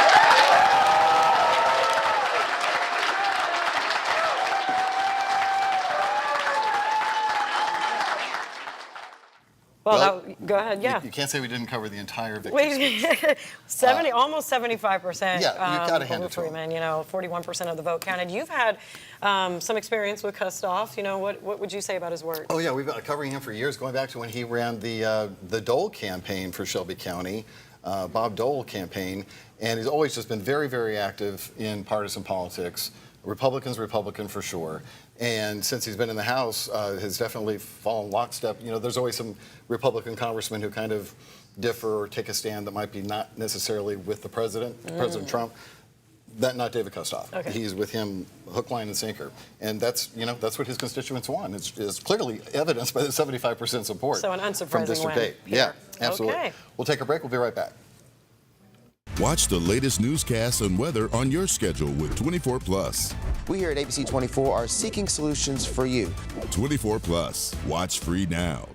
ABC24 gives power to your voice. God is so good. Thank you, Channel 24. Getting the issues taken care of. Change is possible. It is possible. Somebody gonna listen. Seeking solutions. Streaming now on 24+. I'm Avery Braggs with ABC24, inviting you to check out our brand new show, 24th Floor Sports, exclusively on the 24+ app. We'll break down everything Memphis sports with content you can't find anywhere else. 24 Floor Sports, streaming now on 24+. Get the Mid-South certified most accurate forecast anytime you want. Today, it's going to be a little on the warm side. We'll get up to around 80 degrees. 24+. Watch free now. The news never stops, so we're taking you beyond the broadcast with ABC24+. Continuing coverage of the issues that matter to you. We need to get something done. More interviews and stories that dig deeper. The Lord has a plan, is all I know. We'll take you beyond the scores and highlights for local sports coverage you can't find anywhere else. Plus, on-demand forecasts to keep you weather aware. ABC24 News right now on ABC24+. The weather affects us every day, but some days are more impactful than others. In Memphis, we get it all. From heat waves, severe storms, snow, and ice. As a meteorologist, it's my job to keep you safe on those impactful days. Don't get caught off guard and know what to expect with ABC 24 Weather Impact Days. Watch ABC 24 this week. Not only the humanitarian side, but the cost involved. Enjoy all that and more anytime on 24 Plus. Watch free now. Well, we are getting word now of the Associated Press's projection for the Mississippi Senate race. So we're going to take it over to Kevin McNamara, who's going to break down between Republican Roger Wicker and Democrat Ty Pinkins. So, Kevin, what are you saying? Yeah, Pepper, as you said, they're calling this race now in favor of Roger Wicker. He's only about 20% of the vote in, running up a huge margin here against Ty Pinkins. This is actually a huge increase in terms of the margin as opposed to the last Mississippi Senate race back in 2020, in which Cindy Hyde-Smith won her Senate seat with a much smaller margin. The particularly thing to note here is up here in DeSoto County. Typically, that is more of a bluer-leaning area, but Roger Wicker even has the lead in DeSoto County outright, up 57% to 43, only about 8,000 votes. Really speaks to the kind of candidate quality that Wicker is. He's someone with deep ties to Mississippi politics going back decades when he was in the state house there. Of course, he's been a senator. He's been a member of the U.S. House. He's someone that is extremely popular in the state, clearly, and that is continuing tonight again. With only about 20% of the votes in, but he's up already about 60,000 against Ty Pinkins, and it is going to be Roger Wicker getting re-election to the House, or to the Senate, excuse me, from Mississippi. Again, here in DeSoto County, even running up margins that you might not expect to see. Again, speaks to the quality of candidate that Wicker is. He's not someone that's overly partisan. He actually is seen as slightly more of a moderate vote, and again, that's certainly working for him there in Mississippi and in DeSoto County. So, congratulations to Senator Wicker once again, U.S. Senator from Mississippi. Pepper, back to you. Another red win for the Mid-South. All right, Kevin, thank you. Well, watch parties are happening all over Shelby County and Memphis, one of which is happening in East Memphis with a couple of candidates attending. Our Stefan Reels joins us live in East Memphis. Stefan, well, again, you've been doing so well. You already interviewed Huseth tonight. So what is the atmosphere like where you are right now? Well, Pepper, Richard, you heard a little earlier that Kustoff was the projected winner for his race with the U.S. Congress. So we just actually heard from Sarah Freeman. And despite losing, she has used this platform as a chance to rally the Democrats to continue their hard work in the remaining races. And I just wanted to focus on two of the other races that we are going to be focusing on here, because they are going to be in purple districts. The first one is going to be in the Tennessee House of Representatives for District 83, where Democrat Noah Nordstrom, he's hoping to oust Republican Mark White, who has been holding the position since 2010. Now, we've been covering this a little bit as an interesting race because Mark White, even though he's held this position for a while now, well over a decade, he's slowly been losing ground every single time he's had a political opponent. In 2016, he won with 64% of the vote.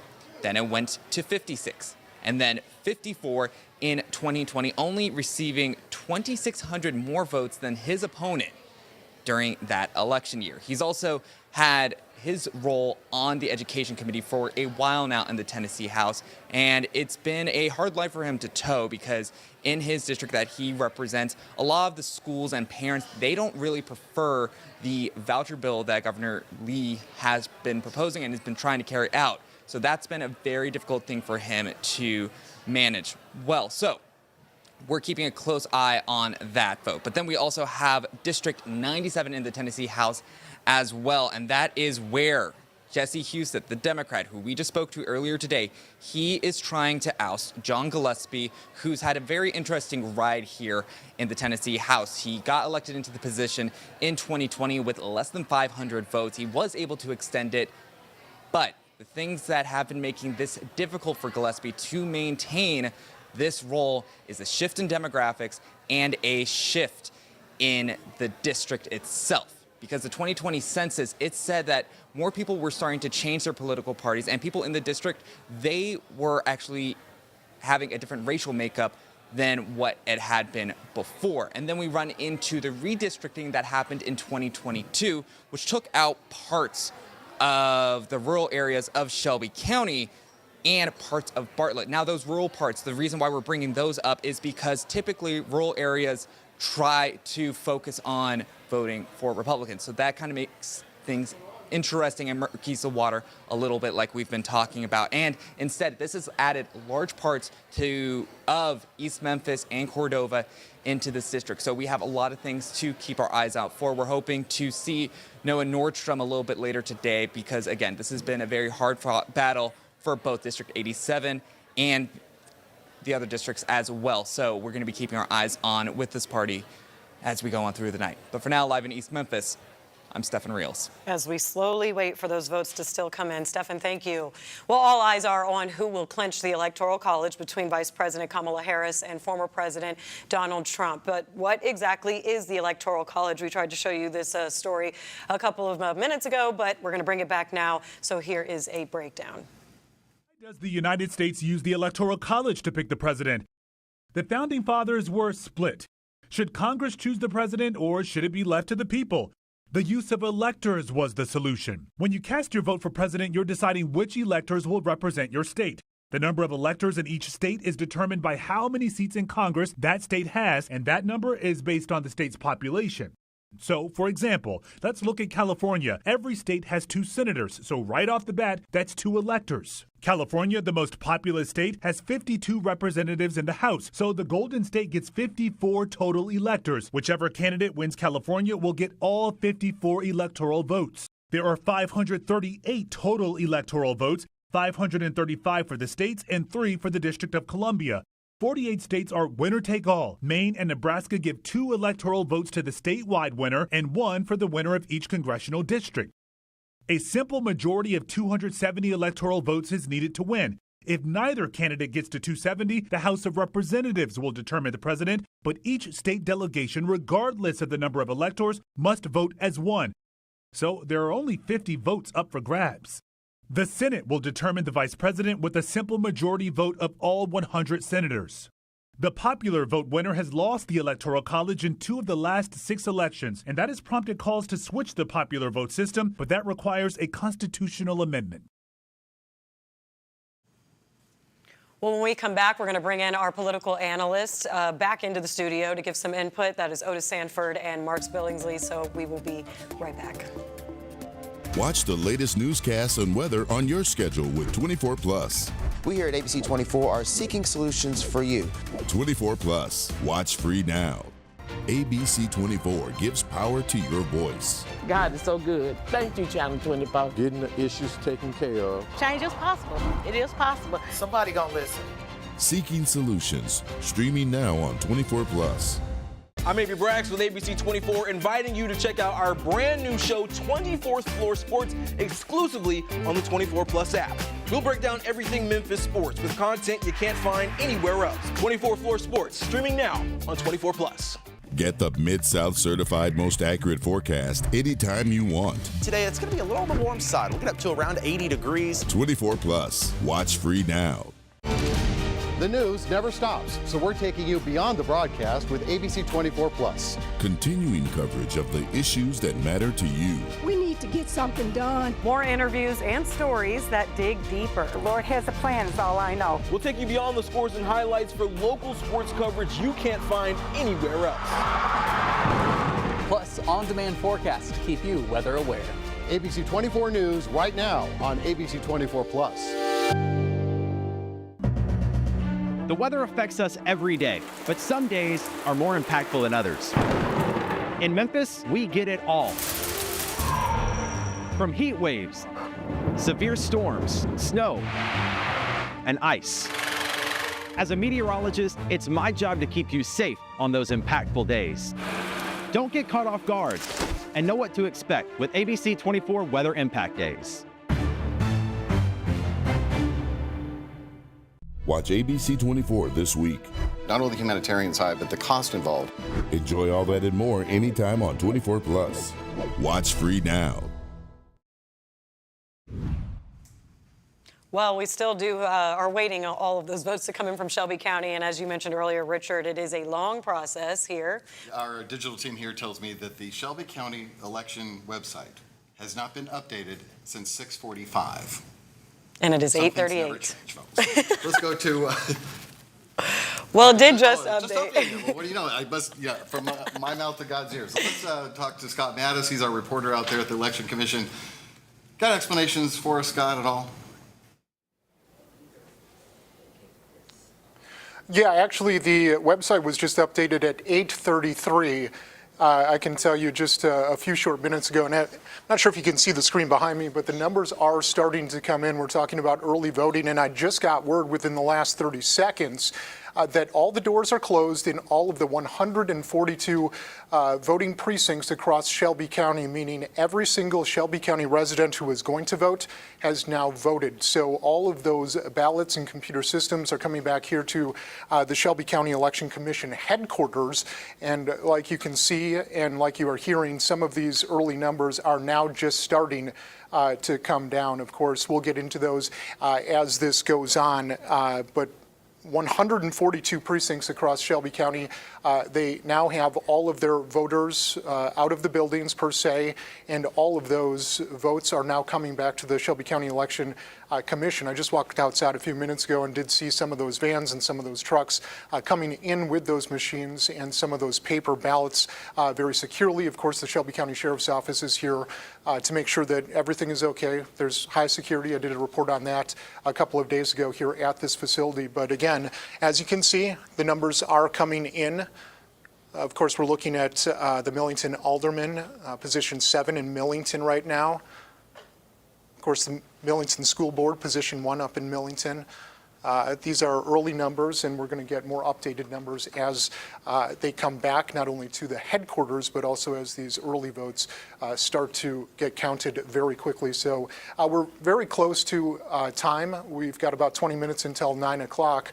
Which is when that projection was to have those numbers start coming in. But like you said, there was a couple-hour gap between 6:30 and 8:30 or so of when the website was actually updated, and that's for a reason. That's for a reason that we've been talking to you about all evening. And Richard, you brought up a very interesting point. Why does Davidson County, Metropolitan Nashville start to get their numbers so much early? I talked to former sheriff, former mayor Mark Luttrell, of course, is now with the Shelby County Election Commission about that. He's actually reaching out to Davidson County as we speak to see why that is the case. Now, Shelby County doesn't start reporting numbers until all of the precincts are closed, like we said, and now they are. His suggestion, not full knowledge, but his suggestion was possibly that metropolitan government operates a little bit differently, releasing numbers based on per precinct that is closed and not the full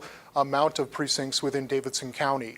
So he's looking at that right now. He even suggested that there's the possibility, if that is the case and it works smoothly, that things could change. Now, Linda Phillips, of course, with the Shelby County Election Commission, is just walking into the Situation Room right now. So we're going to toss things back over to you. We're going to talk with Ms. Linda about how the progress is going tonight, and we'll get back with you all very soon. It's good to see those early voting numbers come in, Scott. I'm sure a lot of the candidates and their staffs are pushing refresh on the website a lot right now. Because honestly, the early voting usually is a pretty good indicator of what the final result's going to be. So generally speaking, I'm sure there is an awful lot of interest. And it's always interesting to see state by state. I know we're talking about Shelby County, but just state by state how these voting rules and laws are. Some states, it's like they can't even start counting absentee and early voting until even voting closes today, whereas other states, they can go ahead and start counting them at the end of their early voting period. So very interesting. It varies from state to state. It's always a civics lesson when you comes to election time, because everybody's got their own quirks, and that's what makes it such an interesting system, right? It sure does. And here in Memphis, there was a lot to vote on, more than just all of the national elections. There was the referendum, 6 of them in total, but 3 of them being extremely controversial, dealing with gun referendums. Yeah, the one would require a permit to carry, another would ban assault rifles, and a third would create a red flag law. And ahead of Election Day, a group of young Memphians spoke out and asked voters to support those measures. And our Leah Williams got more on what those teens had to say. The group of kids, families, and community activists met in Fraser to talk about one of the most pressing issues in Memphis, gun violence. These teens are fed up and using their voices in hopes of making Memphis safer. The crosses out here represent 398 homicides, 168 that are children. Those crosses set the scene for a student-led rally. Protect kids, not guns. Protect kids, not guns. Calling for an end to the gun violence plaguing the city of Memphis. To think about their entire lives, their names, their dreams, their aspirations, and all the people that love them. It's so hard to actually comprehend. Coming off a record year for homicides and children shot. No more silence. No more silence. And gun violence. And gun violence. The teens, all too young to vote, are asking Memphis voters to support the controversial gun safety referendums that will be on the ballot Tuesday. Even though gun violence is the leading cause of death for teens and children in Tennessee, we have no power when it comes to decisions that affect our lives. One would require gun owners to have a permit to carry, another would ban assault rifles, and the third asked if a red flag law should be in place that would take away guns from anyone diagnosed mentally unfit to carry. The teens also held a mock election, getting over 700 kids grades 5th and up to cast their ballot. The results showed overwhelming support for all three referendums, with each getting over 75% of votes in support. Hey, hey, whoa, whoa. Whether those referendums pass to push a bigger legislative plan or not, the teens will continue seeking solutions to stop gun violence. Gun violence will not disappear with straightforward reform, nor is there a fix-all, and I am hoping that these 700 or so students will continue to participate in future activism. These referendums act as a poll to see what the citizens want, so no laws will go into effect immediately if passed. Memphis City Council Chairman J.B. Smiley, though, he said that he would immediately push for a trigger law if the referendums pass. In the studio, I'm Leah Williams.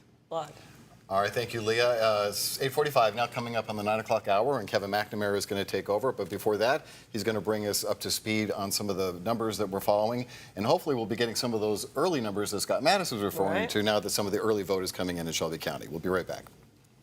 Watch the latest newscasts and weather on your schedule with 24+. We here at ABC24 are seeking solutions for you. 24+. Watch free now. ABC24 gives power to your voice. God is so good. Thank you, Channel 24. Getting the issues taken care of. Change is possible. It is possible. Somebody gonna listen. Seeking solutions. Streaming now on 24+. I'm AB Brax with ABC24, inviting you to check out our brand new show, 24th Floor Sports, exclusively on the 24+ app. We'll break down everything Memphis sports with content you can't find anywhere else. 24 Floor Sports, streaming now on 24+. Get the Mid-South certified most accurate forecast anytime you want. Today, it's going to be a little on the warm side. We'll get up to around 80 degrees. 24+. Watch free now. The news never stops, so we're taking you beyond the broadcast with ABC24+. Continuing coverage of the issues that matter to you. We need to get something done. More interviews and stories that dig deeper. The Lord has a plan, is all I know. We'll take you beyond the scores and highlights for local sports coverage you can't find anywhere else. Plus, on-demand forecasts to keep you weather aware. ABC24 News right now on ABC24+. The weather affects us every day, but some days are more impactful than others. In Memphis, we get it all. From heat waves, severe storms, snow, and ice. As a meteorologist, it's my job to keep you safe on those impactful days. Don't get caught off guard and know what to expect with ABC24 Weather Impact Days. Watch ABC24 this week. Not only the humanitarian side, but the cost involved. Enjoy all that and more anytime on 24+. Watch free now.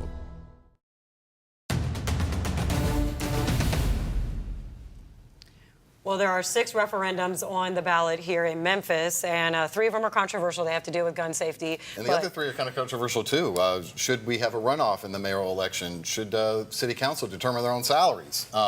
And should candidates for mayor be required to live in Memphis if they're going to run for mayor of Memphis. Right, so our Kevin McNamara is here to break those down and to show us the status of how people are voting for them. Kevin. Yeah, that's right, Pepper Richard. We're starting to get some results in finally now here as the votes come in Shelby County and in Memphis. So this is the first one right here. Again, that is the residency requirement, correct? Yes, trying to remember them exactly. This is the residency requirement, the first question. That one, in favor of it, is actually running way ahead. You can see that's up to almost 80% now. They're bringing it up full screen there. Meanwhile, the question of if the city council is going to be in charge of their own salaries, that's also running way ahead there, although we don't know exactly how much of the voting is in because it says it's 0 of 98, but obviously that can't be correct with some votes still coming in. 59-13. This is early voting, I'm being told. Thank you for that. So we're getting the early voting total, so we still have to determine some of the election day, exactly those people that were waiting in line. So still an early look at what people are saying now. This is the residency requirement, 59-13. That one, again, running way ahead. But these are the interesting ones, or I shouldn't say that, but these are the questions that are related to gun safety.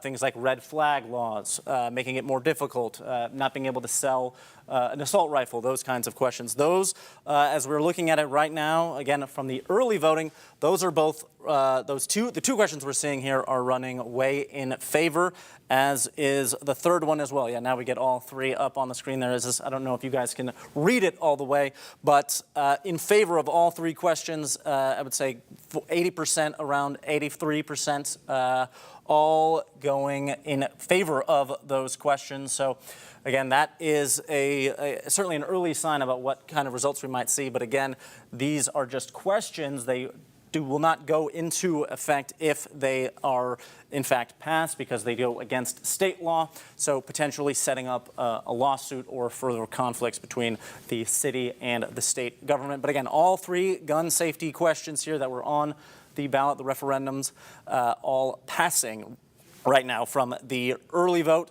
And by a wide margin as well. So certainly something to keep an eye on, but we're finally getting some numbers in. Pepper, Richard? Yeah, I would say, when you look at that as early voting, the disparity is so great. Mm-hmm. It looks like all 6 of those things are going to pass with flying colors. It would take a tremendous amount of change in the day of voting today for any of those to fail. It's always nice to see how the Memphians really feel about something too, so this is a great indicator of that. Well, election night is almost over, but we still, I feel like, have a long way to go, and that means that we will have a new leader of the United States. However, the job isn't over for the Shelby County Election Commission. Linda Phillips, the administrator for the commission, tells us election night is only the beginning for her team. After the election, of course, we collect all of the election materials. We verify that the number of voters who checked in equals the number of votes that were cast, although sometimes it's off by 1 or 2. I've never understood this, but voters will come and they will sign in. They'll get to a voting machine and then decide not to vote. Oh, that's interesting. Yeah, that happens every election. So, I may look at a precinct and 100 people signed in, but only 99 voted. But that's okay. That's better than if 100 people signed in and 101 people voted. Well, Phillips went on to say they have to conduct an audit to make sure the votes were counted accurately, and they also have to put on a logic and accuracy test. She also says there are roughly 1,800 poll workers, so after everything is done, they have to pay all of those people for their time. And that is a lot of work, too, to go into all of this. I mean, it's a major, massive operation. Massive effort. And, we have so many elections in Shelby County. Yes, there's the big one every November, every 4 years, but we have elections for everything, as you know, as you go through the horror of the year. And they are important. All right, when we come back, we still have a lot more after the break. We're going to bring back our political analyst to give us just a wrap on election night. Watch the latest newscasts and weather on your schedule with 24+. We here at ABC24 are seeking solutions for you. 24+. Watch free now. ABC24 gives power to your voice. God is so good. Thank you, Channel 24. Getting the issues taken care of. Change is possible. It is possible. Somebody gonna listen. Seeking solutions. Streaming now on 24+. I'm Avery Braggs with ABC24, inviting you to check out our brand new show, 24th Floor Sports, exclusively on the 24+ app. We'll break down everything Memphis sports with content you can't find anywhere else. 24th Floor Sports, streaming now on 24+. Get the Mid-South certified most accurate forecast anytime you want. Today, it's going to be a little on the warm side. We'll get up to around 80 degrees. 24 Plus. Watch free now.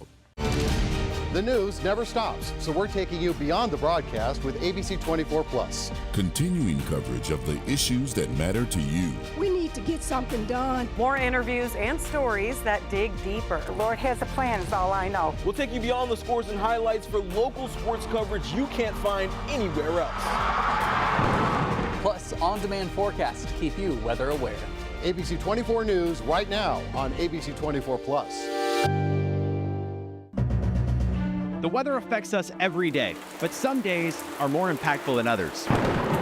In Memphis, we get it all. From heat waves, severe storms, snow, and ice. As a meteorologist, it's my job to keep you safe on those impactful days. Don't get caught off guard and know what to expect with ABC24 Weather Impact Days. Watch ABC24 this week. Not only the humanitarian side, but the cost involved. Enjoy all that and more anytime on 24 Plus. Watch free now.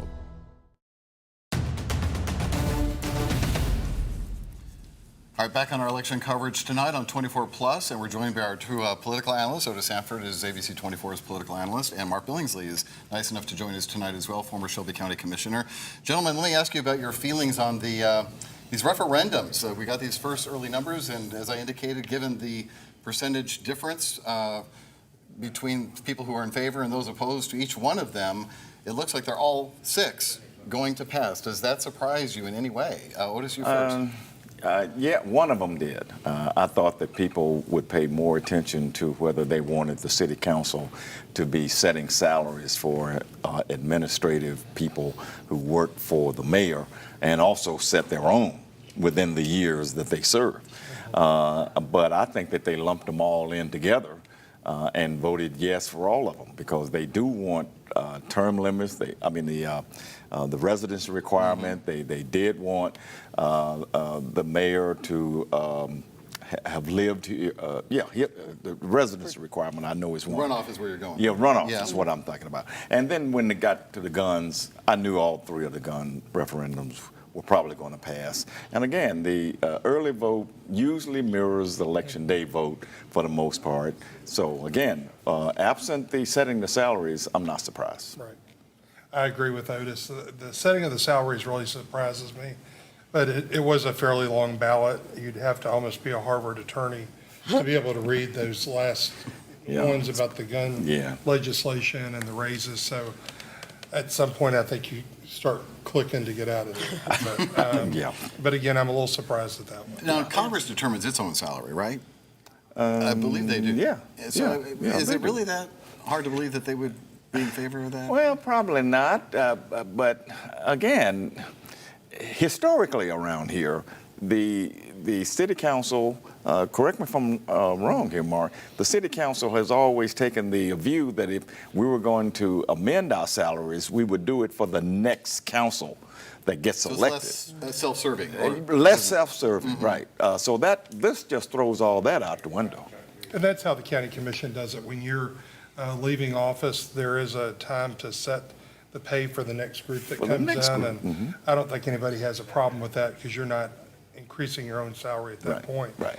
But that one surprises me. But again, I think there's probably at that point a little voter fatigue.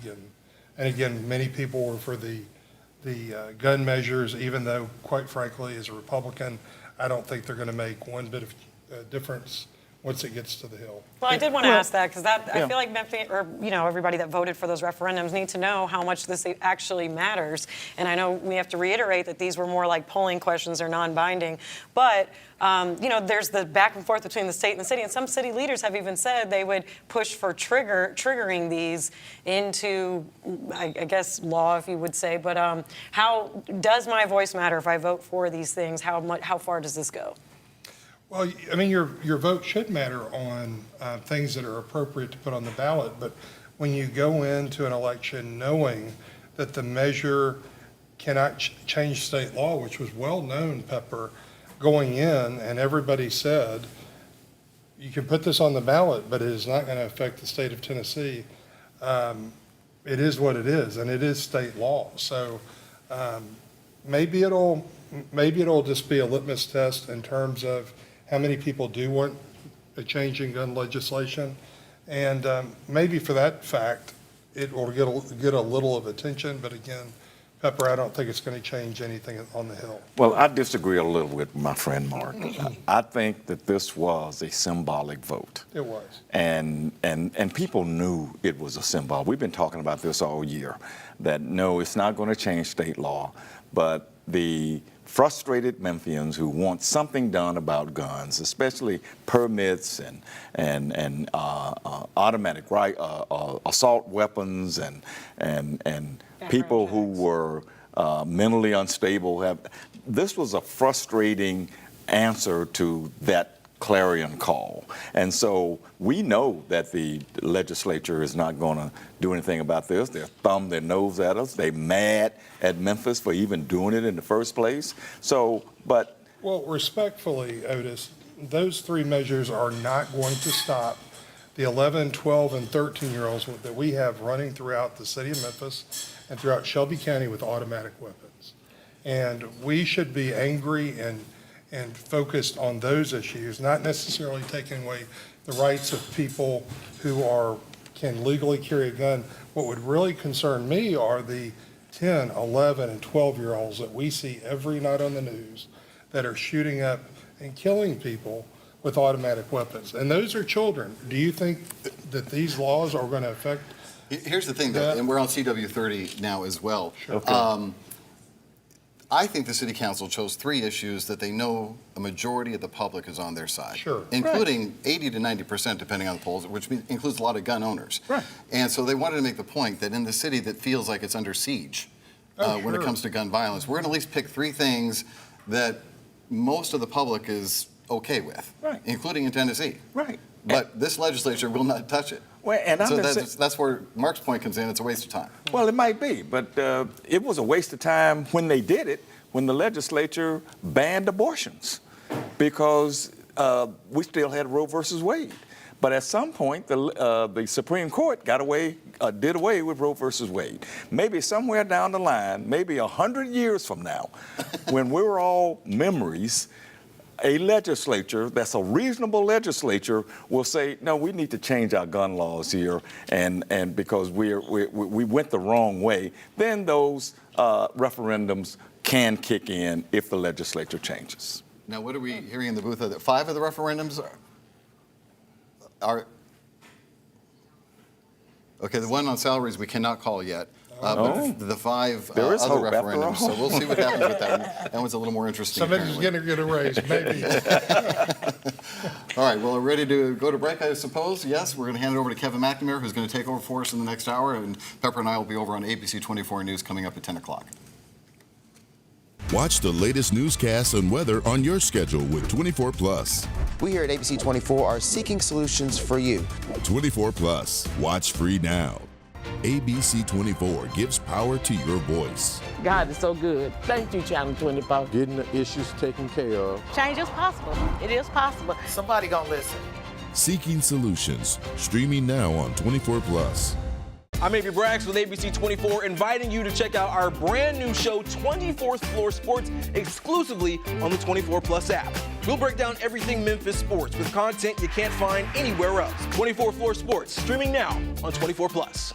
Get the Mid-South certified most accurate forecast anytime you want. Today, it's going to be a little on the warm side. We'll get up to around 80 degrees. 24+. Watch free now. The news never stops, so we're taking you beyond the broadcast with ABC24+. Continuing coverage of the issues that matter to you. We need to get something done. More interviews and stories that dig deeper. The Lord has a plan, is all I know. We'll take you beyond the scores and highlights for local sports coverage you can't find anywhere else. Plus, on-demand forecasts to keep you weather aware. ABC24 News right now on ABC24+. The weather affects us every day, but some days are more impactful than others. In Memphis, we get it all. From heat waves, severe storms, snow, and ice. As a meteorologist, it's my job to keep you safe on those impactful days. Don't get caught off guard and know what to expect with ABC 24 Weather Impact Days. Watch ABC 24 this week. Not only the humanitarian side, but the cost involved. Enjoy all that and more anytime on 24+. Watch free now.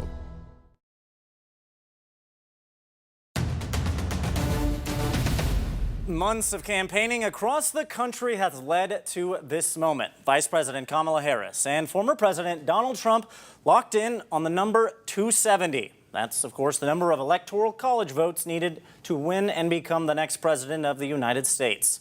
Harris is watching the results at her home in Washington, D.C., while Trump is at Mar-a-Lago in Florida.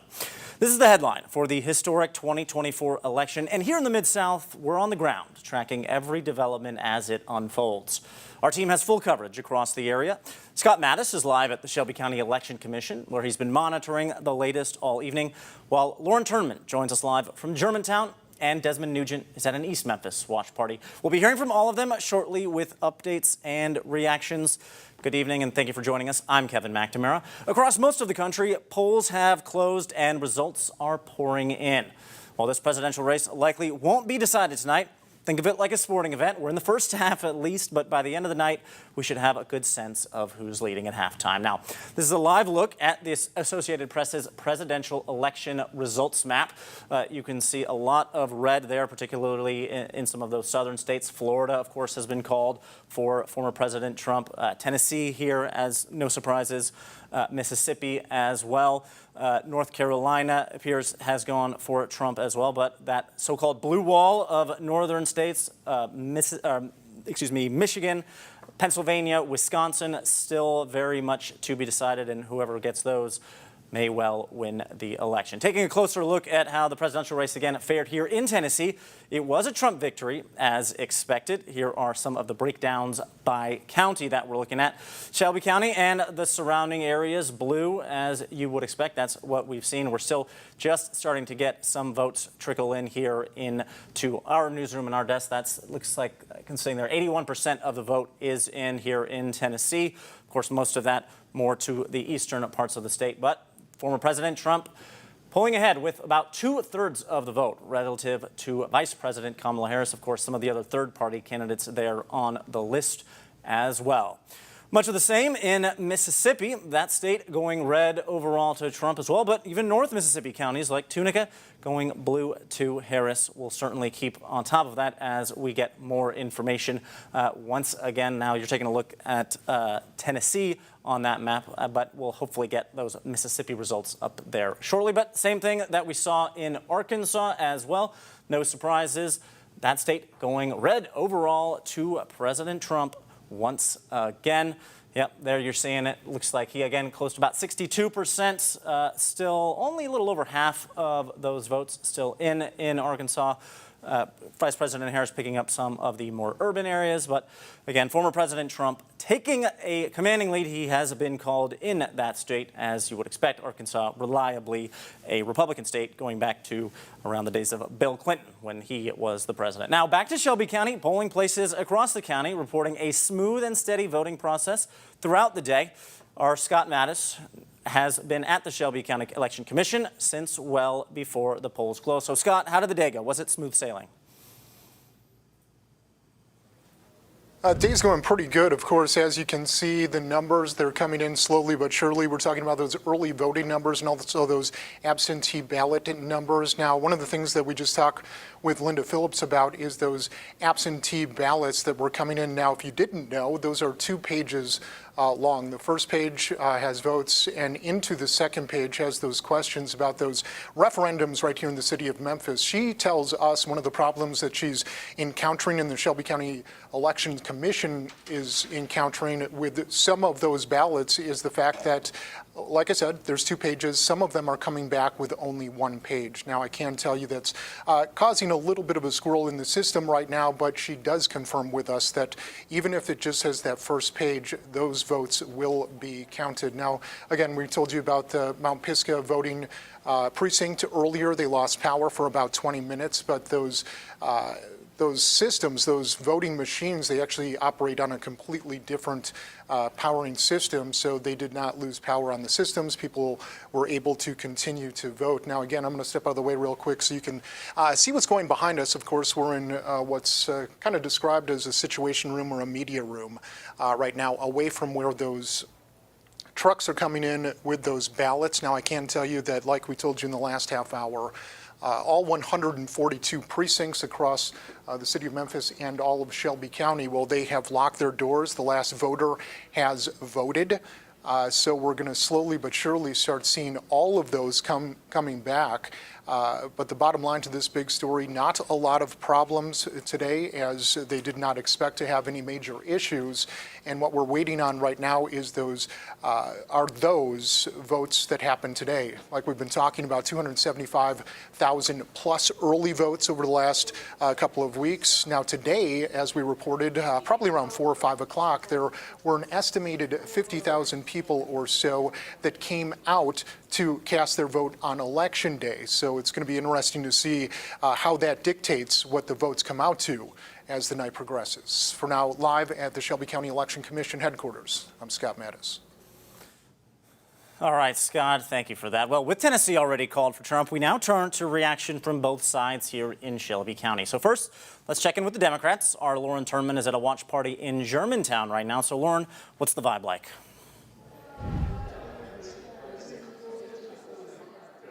Well, Kevin, there's been a lot of excitement and energy here tonight as we've been at the Rain Event Center with the Shelby County Democratic Party. And actually here to talk a little bit more about this excitement is the chair of the Shelby County Democratic Party, Mr. Willie Simon. Thank you so much for joining us today.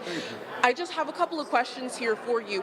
I know we've seen a lot of excited faces here tonight as you've organized tonight and waited a long time for it. What have things been like through election season, and how have things been exciting for you all? I think this has been a very active election season. I think we have a lot of motivated voters on both sides. I think our Democratic effort was strong. I think we got out here to knock doors, text bank, all the things that we need to do to get the public involved, to make sure the voters get their voices heard. And we had some great candidates. We had some great candidates out there, and hopefully as the night goes on, we're going to see victories in all those races. And in speaking about the candidates, I know since the beginning of early voting, low voter turnout has been a concern for many different people, specifically those trying to make sure that people are coming out to the polls. How do you feel like this has affected or could potentially affect the success of the Democratic candidates? I think that will be a factor. Hopefully tonight, as we had, there were long lines out there. I heard a lot of different stories. I think the rain might have caused some issues, but I think I'm still hopeful that the voters got out and they were able to cast their votes on today. I heard there were some polls that closed a little later because we had people still in line. So, but we're still optimistic, and we're going to keep our minds on the prize, and hopefully our guys will get over and our candidates will win in all those races. So. And with that optimism, I mean, you know, like you said, there's been a larger voter turnout today on Election Day. As the polls have closed, do you feel like Shelby County voters have done enough to potentially push those candidates over the edge? I think there's always more work to be done. I think in the last few elections we've had sort of a low voter turnout. I think there's a lot more work that needs to be done to push more voters to come out and cast their vote. But I think we did have an exciting election cycle this time, and I think we can keep pushing. I think we have a higher level of registered voters. I think we had 600,000 registered voters in Shelby County. I think now how many voted, we don't know that, and we'll know that tomorrow. But I think I'm excited about what the future holds, and I think we can motivate voters to get out more with these great candidates that we're bringing out and sitting before the people to represent them in their communities. Mr. Willie Simon, chair of the Shelby County Democratic Party, thank you so much for joining us. And as you can see, there's a lot of excitement and optimism here, as you just heard from Mr. Simon, and we will keep you posted if that excitement carries throughout the rest of the night. Back to you.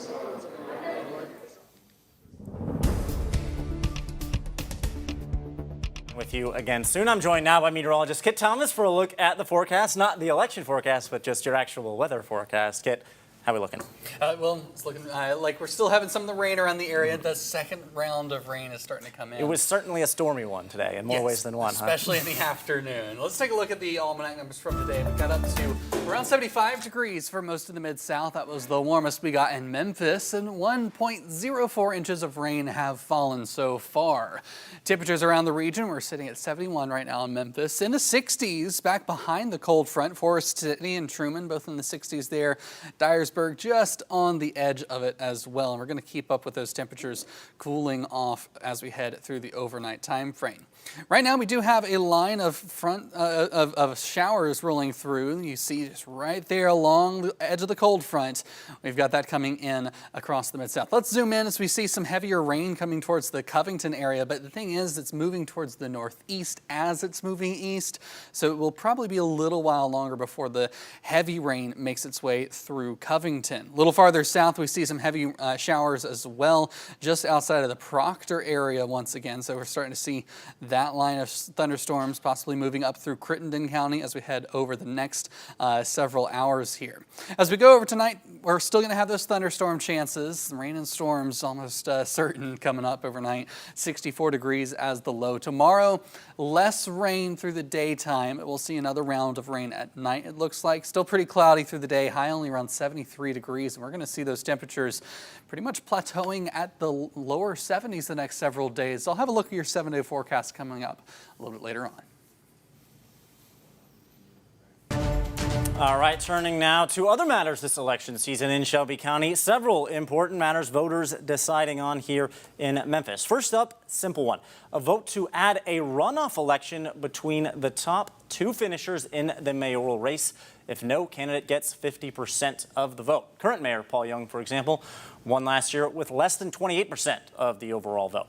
The hope is to add more voter participation and make sure the mayor has more of a mandate by getting the support of the majority.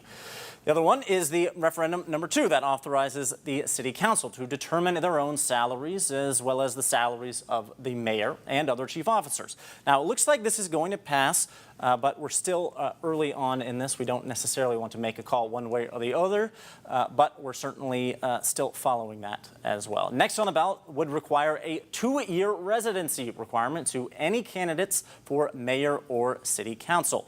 That comes after last year's mayoral race did not live in Memphis, but voters have said no so far to this measure, or it's maybe I think the 5 have actually been are slowly passing, I believe is what we were just talking about. But there are also 3 questions related to gun safety on the ballot.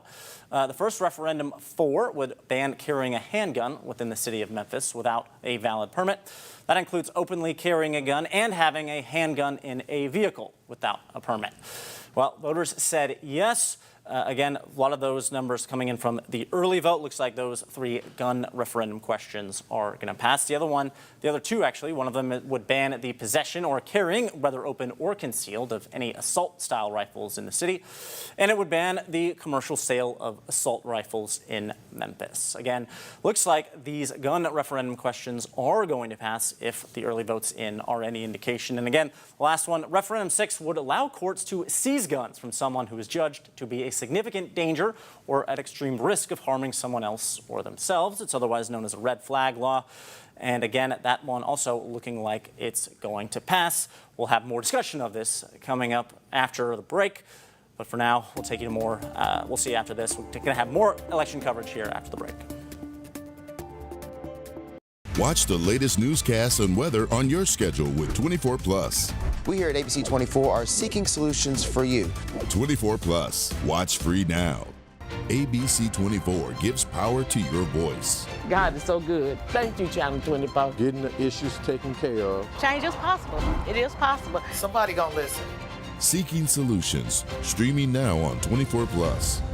I'm Avery Braggs with ABC24, inviting you to check out our brand new show, 24th Floor Sports, exclusively on the 24+ app.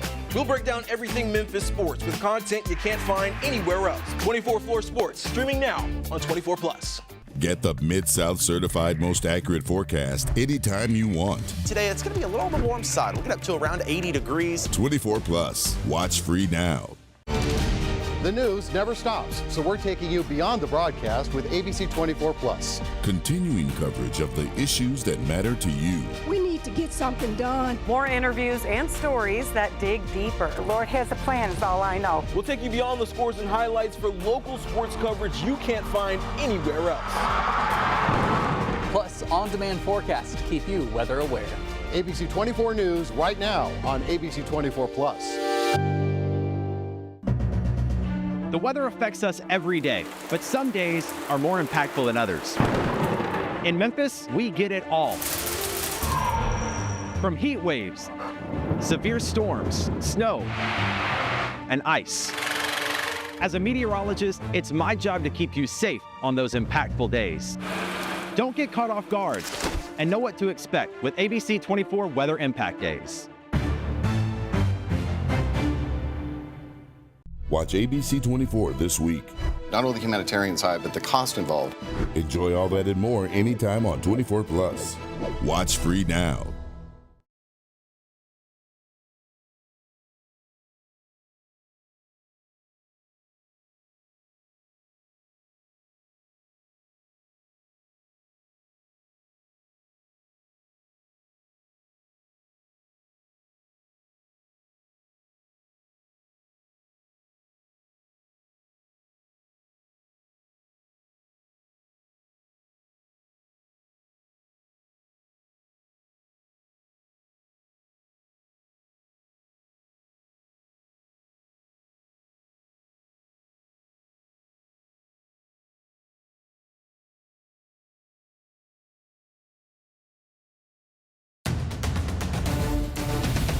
Turning now to the U.S. Senate race here in Tennessee, Republican Marsha Blackburn projected to retain her seat, according to the Associated Press, made the call shortly after polls closed at 8 p.m. Her Democratic challenger, Gloria Johnson, will keep her seat in the Tennessee House, running unopposed in District 90. Blackburn has held the seat for 6 years, continuing Tennessee's two-decade streak of Republican statewide victories, and Democrat Gloria Johnson, rising to national fame for her protest with fellow state representatives, hopes her activism will sway voters, but wasn't meant to be, and the state's long Republican dominance continued. Then in the race for Tennessee's 8th District House seat, Republican incumbent David Kustoff has been declared the winner as well. AP calling that race just before 8 p.m. Kustoff has served since 2017, facing challenges from Democrat Sarah Freeman and independent James Hart in the election, but he remains in office. Meanwhile, in Tennessee's 9th congressional district, Steve Cohen, running for re-election, projected to be the winner again. You can see picking up 74% of the vote. He, of course, faced, he's been a legend here in West Tennessee, held that seat for many years, facing opposition from Charlotte Bergman, who's run against him several times, but Cohen once again taking the lead. And I'm joined now by our contributors, Otis Sanford, Mark Billingsley. Thanks for having you guys. Obviously, a busy night, a lot of things to discuss here, really, in Tennessee and across the country. I guess first off, we'll talk about these gun referendums here in the ballot. Otis, we'll start with you. What kind of message do you think they're sending? Well, I've been saying all along that I think that this was a symbolic vote from a frustrated city of Memphis residents about doing something about guns, even though they know that the state legislature is not going to relax the state laws. They just wanted to send a message to the state legislature about how they feel about having gun permits in Memphis, about assault rifles, and about having people with mental illnesses hang on to guns. It was just a symbolic vote, really a trigger law, and it was no more than that. Yeah, what do you? You know, I'm not surprised. Our city is under siege on a nightly basis. At times, no one is safe. We've got senior citizens that go to the grocery store early in the morning to avoid being out at night. We've seen hundreds of children shot and taken to Levanter Children's Hospital. While these measures will not necessarily affect anything in Nashville, I'm hoping it continues a conversation about guns in our community in Memphis and Shelby County. We certainly have way too many guns in this community. And so I think it certainly shares with our legislators where our citizens feel we are right now, and they're very much opposed. And I do hope that the legislature does not carry through with the threat that the House Speaker Cameron Sexton made to take away state sales tax money from Memphis. I hope that does not happen. Well, I can't imagine Speaker Sexton doing that. But again, while this has no real teeth to it for Nashville, it does send a message to Nashville. And the legislature heard loud and clear from families who have been affected by the guns and schools that have been affected by the guns. And ultimately, as Democrats and as Republicans, we've got to find a way to make our city safer. And we have far too many guns on our streets, far too many guns. Yeah, what solutions are there then if we're saying that this, is going to have no teeth, I guess? Well, for me, for me, elected officials pay attention to the people who show up. As a former Shelby County commissioner and a former alderman in Germantown, I can tell you when the citizens show up and they act appropriate and they share their hearts with legislators, I think that they can make a difference. Well, that hadn't shown to be the case. I mean, look what happened after the Covenant school shooting. Oh, I understand. When a lot of people showed up, all that did was make the legislature mad at them. And then they wound up expelling 3 Democrats for siding with the people who showed up. So I'm just not sure that anything can happen right now with this legislature. Well, again, I think as legislators, they certainly have a requirement to listen to their citizens. And I think the more our citizens can be more vocal, share their stories. I haven't given up because our legislators do care about their constituents. And we're at a pivotal point between the NRA and our families. And so certainly the folks in Memphis spoke loudly this evening on that issue. So is this actually going to result in a lawsuit between city and state, things as it seems like it was setting up some kind of legal battle? Well, I don't think so. I mean, again, as long as the legislature does not carry through with the threat to withhold state the sales tax money from Memphis, that Memphis sent to Nashville, as long as they don't do that, I don't think we're going to have anything else to come of this, certainly within the next decades or more. Yeah. So what happens now then? Just with nothing. I mean, they'll just be sitting on they'll pass and they'll be sitting on the desk somewhere again for maybe 50 years until the legislature decides to make some changes. But we knew that at the outset, but the city council chose to put it on the ballot even though they knew it wouldn't have teeth. And so, you have to put a little responsibility back on the city council because that referendum that people voted for tonight does not change state law. No, so, it does not. So what happened is what happened, I guess. Yeah. It's got to be frustrating. I mean, you're sending a message to people to come out and vote, but actually what you're voting for will do nothing. Correct. Well, but I think the people were clear about that. Okay. The city council was clear about it. I know Jeff Warren, who was one of the main sponsors of it, they were clear that no, this is not going to change state law, but it will give you a voice to say how you feel about this. And so I think that's part of the success of them voting for it is that they at least get their voice heard on it. Yeah. Right. That's what you think the point was, I guess. I think that's the only point that it could be. Well, hopefully we'll certainly keep getting some more information on that. Yeah, right. Thank you for joining us, guys. Appreciate it. We'll have more coming up here after the break. Watch the latest newscasts and weather on your schedule with 24+. We here at ABC24 are seeking solutions for you. 24+. Watch free now. ABC24 gives power to your voice. God is so good. Thank you, Channel 24. Getting the issues taken care of. Change is possible. It is possible. Somebody gonna listen. Seeking solutions. Streaming now on 24+. I'm Avery Braggs with ABC24, inviting you to check out our brand new show, 24th Floor Sports, exclusively on the 24+ app. We'll break down everything Memphis sports with content you can't find anywhere else. 24th Floor Sports, streaming now on 24+. Get the Mid-South certified most accurate forecast anytime you want. Today, it's going to be a little on the warm side. We'll get up to around 80 degrees. 24 Plus. Watch free now. The news never stops, so we're taking you beyond the broadcast with ABC24 Plus. Continuing coverage of the issues that matter to you. We need to get something done. More interviews and stories that dig deeper. The Lord has a plan, is all I know. We'll take you beyond the scores and highlights for local sports coverage you can't find anywhere else. Plus, on-demand forecasts to keep you weather aware. ABC24 News right now on ABC24 Plus.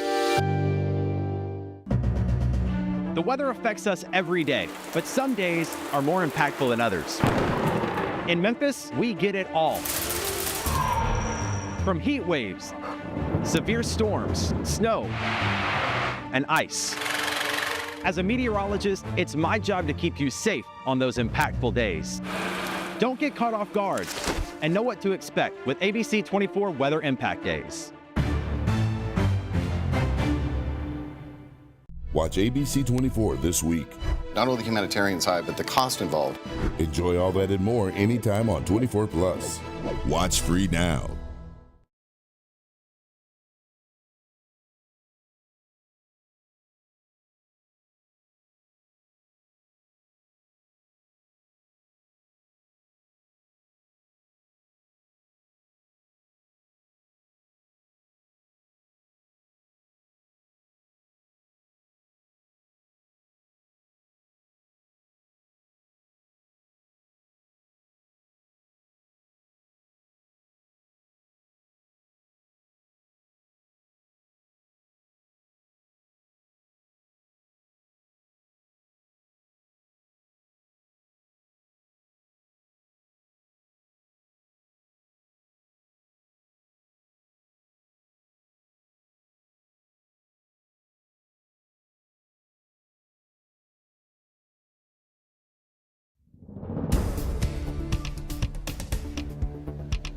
Let's take a break from all the politics. Let's talk about the weather. It's been a bit of a dreary day today, which did have impacts on the election. Of course, people going out with the rain gear this afternoon as we had some showers and thunderstorms rolling through. We peaked at around 75. Now we're down to 71 degrees with the cold front starting to come in. You can really see the cold front in the temperature change the last 24 hours. We're cooler off towards Arkansas, a little bit warmer out ahead of the front, out towards Corinth and just in Memphis. We're just starting to see the impacts of that cold front taking our temperatures down. Water vapor reveals an upper level low across the western United States and an upper level ridge, a high pressure to the southeast. And right in between that is where we've had that cold front coming through today. But notice how disjointed it is from the upper level low. There's just a very weak jet stream right here, so that's why we haven't seen anything in the way of organized severe weather today. So that's some good news. It's been pretty severe over the plains over the last few days, but nice and quiet for us as it came into our area. Brought us some much needed rain, and now we're seeing another wave of rain coming through the Mid-South, looking off towards some of our more northern communities up into Dyer County, Lauderdale County, coming out of parts of Mississippi County. We see another wave of some heavy rainfall coming through the area. Out into Crittenden County right now. Proctor, you're in the middle of some heavy rainfall at the moment. That's coming right over I-40. Going to be moving into parts of Shelby County within the next hour or two. And it's looking like just on the direction that this shower cluster is moving, it looks like it may just clip parts of West Memphis and western Memphis, but East Memphis out towards Germantown, we might just miss some of that next wave of rain. We're still going to see more rain overnight tonight. It's going to be very scattered through the area, nothing quite so consistent as we saw earlier in the day. But as we head through the day tomorrow, we'll see more rain showers coming in as that front really swings through. It'll bring in cooler temperatures. As we head towards Friday, it's a little more dry, but then by the weekend, we see another wave of rain coming out of the plains for Saturday and lingering a bit into our Sunday as well. There is still a chance for some isolated flooding, but it's beginning to diminish this evening. But still keep that in mind. Over the next 7 days, what's happening now forward, we're looking at a heavier amount of rainfall across western Tennessee, but we're starting to dry things out across northern Arkansas. Tonight, lows dropping down to around 64 degrees. Then we're looking at highs only around the low 70s in the area. Your 7-day forecast, we're looking at 70s sticking around. We're not seeing the 80s anymore as we saw over the last several weeks, but we will see rain almost every day.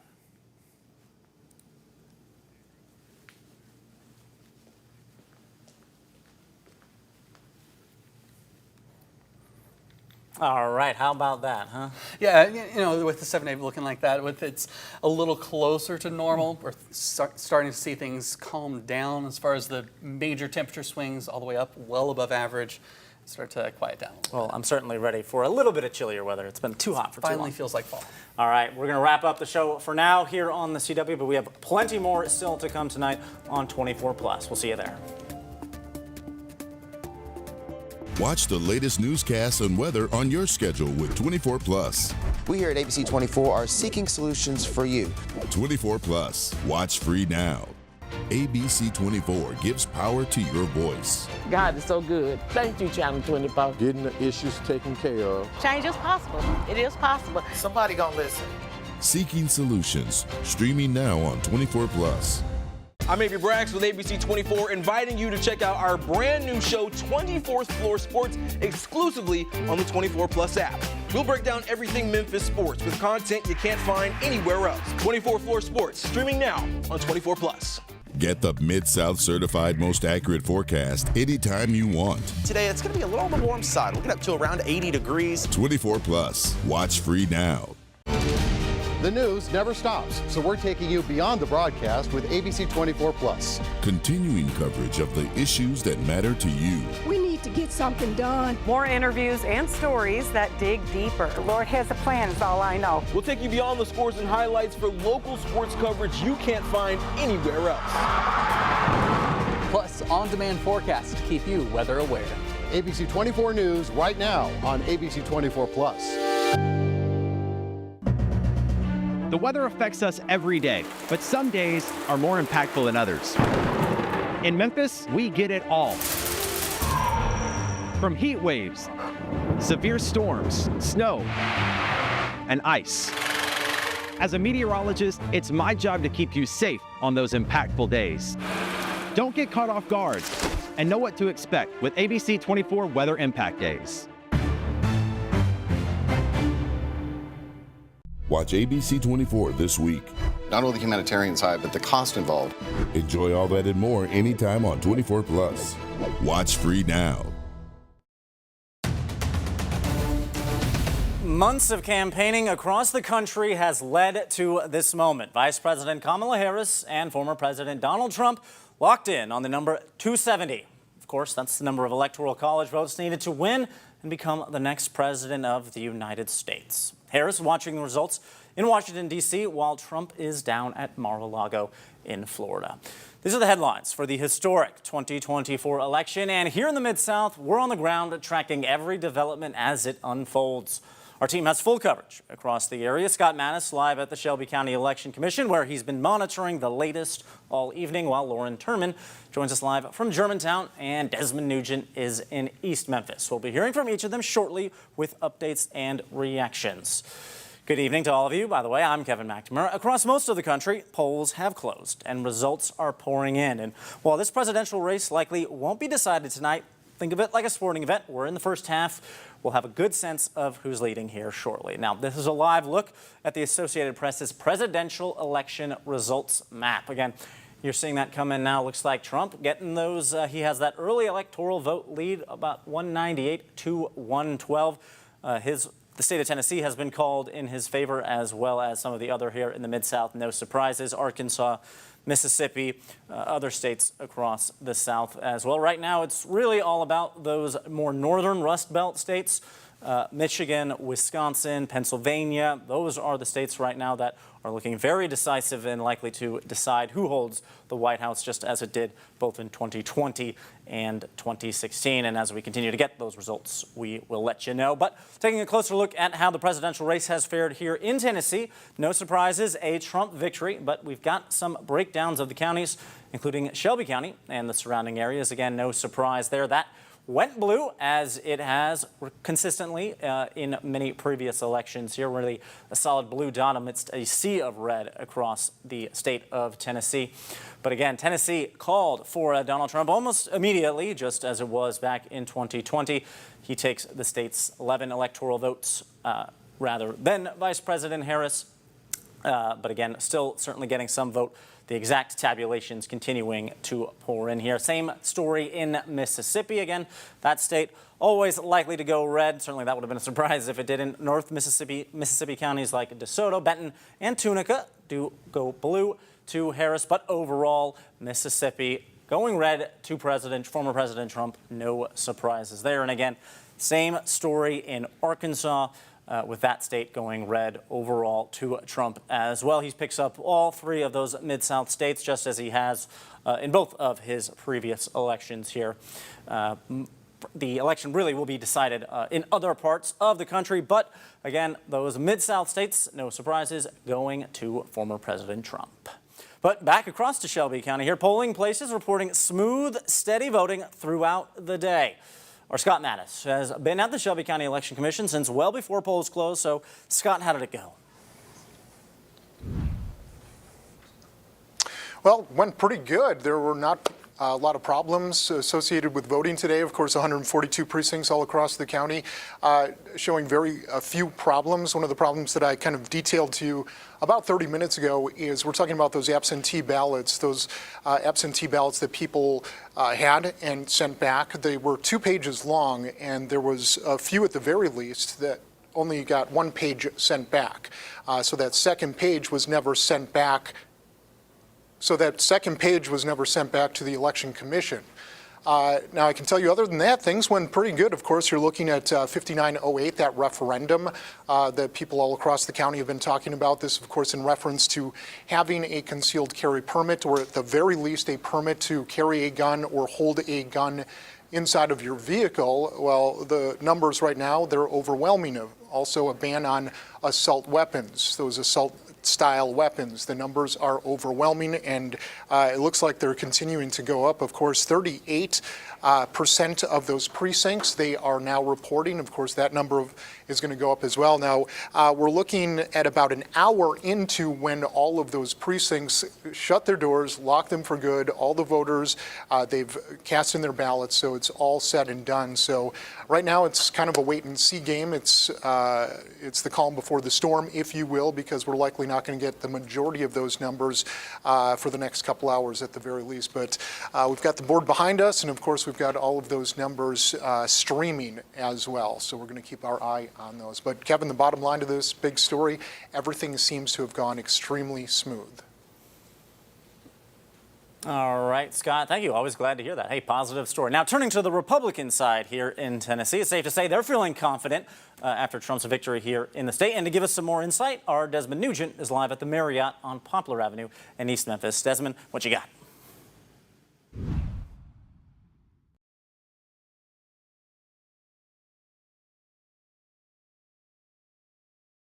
Right now, when it comes to the wins just across the board, we have wins that have been declared for U.S. Congressman David Kustoff, as well as State Representative John Gillespie, but also, who joins me, is State Representative Mark White, who also won his race tonight. Thank you for joining me tonight. Thank you very much. First of all, you won 60-40. Did you kind of expect that kind of win tonight? Well, you know, after representing this county for the past 15 years, we worked very, very hard because we're right in the middle of doing a lot of changes and watching over Shelby County. So, yeah, I'm very proud of the voters of Shelby County. And not even just the voters of Shelby County, they also voted on the gun referendum in a major way, so in an overwhelming fashion. Just talk to me just about how that win could influence state law in next legislative session. Right. Well, one of my roles, I'm a representative of Shelby County, Germantown, Memphis, parts of Cordova, but all of Shelby County and all of West Tennessee. So I understand the referendum, and I'm first of all here to represent my community. We've got issues with crime and things that I think we need to address, and so we're very responsive to those issues, such as what was on the referendum. Now, although we don't know exactly who the president is going to be, whether it be Vice President Kamala Harris or the former President Donald Trump, but does it feel like it was a big win tonight here for the Republican Party here in Shelby County? Yeah, we held some tough races. We held our own. Representative Gillespie and David Kustoff, myself, and everyone stayed in their seats and everything, so we could continue to move forward. But yeah, we feel good because in our area we had some heavy competition, and so we feel very good about it. Thank you for joining me, State Representative, and enjoy your night. Appreciate you. We'll have more live information and election coverage after this commercial break. Watch the latest newscasts and weather on your schedule with 24+. We here at ABC24 are seeking solutions for you. 24+. Watch free now. ABC24 gives power to your voice. God is so good. Thank you, Channel 24. Getting the issues taken care of. Change is possible. It is possible. Somebody gonna listen. Seeking Solutions. Streaming now on 24+. I'm Avery Braggs with ABC24, inviting you to check out our brand new show, 24th Floor Sports, exclusively on the 24+ app. We'll break down everything Memphis sports with content you can't find anywhere else. 24th Floor Sports, streaming now on 24+. Get the Mid-South certified most accurate forecast anytime you want. Today, it's going to be a little on the warm side. We'll get up to around 80 degrees. 24+. Watch free now. The news never stops, so we're taking you beyond the broadcast with ABC24+. Continuing coverage of the issues that matter to you. We need to get something done. More interviews and stories that dig deeper. The Lord has a plan, is all I know. We'll take you beyond the scores and highlights for local sports coverage you can't find anywhere else. Plus, on-demand forecasts to keep you weather aware. ABC24 News right now on ABC24+. The weather affects us every day, but some days are more impactful than others. In Memphis, we get it all. From heat waves, severe storms, snow, and ice. As a meteorologist, it's my job to keep you safe on those impactful days. Don't get caught off guard and know what to expect with ABC24 Weather Impact Days. Watch ABC24 this week. Not only the humanitarian side, but the cost involved. Enjoy all that and more anytime on 24+. Watch free now. And turning now to a number of the other questions on the ballot here this election season in Shelby County. Several important things voters deciding on, particularly for City of Memphis residents. These were all specifically for City of Memphis residents. One of those referendums would require a 2-year residency to candidates for mayor or city council. This comes after last year's mayoral race. Candidates in it did not live in Memphis. That's one of the questions on the ballot. There are also 3 questions related to gun safety. The first, referendum 4 would ban carrying a handgun within the city of Memphis without a valid permit. That includes openly carrying a gun and having a handgun in a vehicle without a permit. Voters saying yes to that with 82% of the vote. But again, with all of these referendums, they will not be going into effect because they still go against state law, which remains supreme. But one of the other questions would ban the possession or carrying open or concealed of assault rifles in the city and ban the sale of them in Memphis. Again, voters overwhelmingly in favor, 80%, but it will not go into pass because it still goes against state law. Again, this is what we've been talking about all night, but those gun safety referendums passing again. Referendum 6 would allow courts to seize guns from someone who's judged to be a significant danger or extreme risk of harming someone or themselves. It's otherwise known as a red flag law in Memphis. Again, voters overwhelmingly passing that, this time with 84% of the vote. But they'll just go and they won't, in fact, come into reality because it's still state law trumps it, which, again, takes it against. But watch parties continuing across Memphis and Shelby County tonight. We will have a live look at those after the break. Watch the latest newscasts and weather on your schedule with 24+. We here at ABC24 are seeking solutions for you. 24+. Watch free now. ABC24 gives power to your voice. God is so good. Thank you, Channel 24. Getting the issues taken care of. Change is possible. It is possible. Somebody gonna listen. Seeking Solutions. Streaming now on 24+. I'm Avery Braggs with ABC24, inviting you to check out our brand new show, 24th Floor Sports, exclusively on the 24+ app. We'll break down everything Memphis sports with content you can't find anywhere else. 24th Floor Sports, streaming now on 24+. Get the Mid-South certified most accurate forecast anytime you want. Today, it's going to be a little on the warm side. We'll get up to around 80 degrees. 24+. Watch free now. The news never stops, so we're taking you beyond the broadcast with ABC24+. Continuing coverage of the issues that matter to you. We need to get something done. More interviews and stories that dig deeper. The Lord has a plan, is all I know. We'll take you beyond the scores and highlights for local sports coverage you can't find anywhere else. Plus, on-demand forecasts to keep you weather aware. ABC 24 News right now on ABC24+. The weather affects us every day, but some days are more impactful than others. In Memphis, we get it all. From heat waves, severe storms, snow, and ice. As a meteorologist, it's my job to keep you safe on those impactful days. Don't get caught off guard and know what to expect with ABC 24 Weather Impact Days. Watch ABC 24 this week.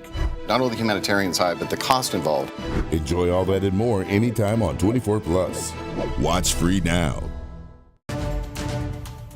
All right, we're going to take you now to a live look at a watch party with Jesse Huseth, who's a candidate for House here in the state of Tennessee. I believe our Stephen Reels is there now. Yeah, you're taking a live look at him. He's speaking now. He says he's not going to concede in this race. Let's take you there right now. It was a long journey. It is one I am glad I did. First off, I know 97 better than I will ever know anything else ever again. I will tell you where every pothole is, and Jerry, you have some things to fix. Get right on it. Yes, sir. But I want to thank every single person who got involved in this race. Not just me on my campaign team. Alan Creasy, you can call him my door buddy, you can call him social media manager, you can call him whatever you want to call him. He did it all. I want to thank Ira Sherma, who's not here tonight. Ira Sherma is a White Station High School graduate who's now a Harvard student who ran a 40-person phone bank for us today and has been working our social media from jump. There are a lot of things in a campaign you do not see. And the main thing you do not see is the passion. So I want to thank you all for putting your passion behind me.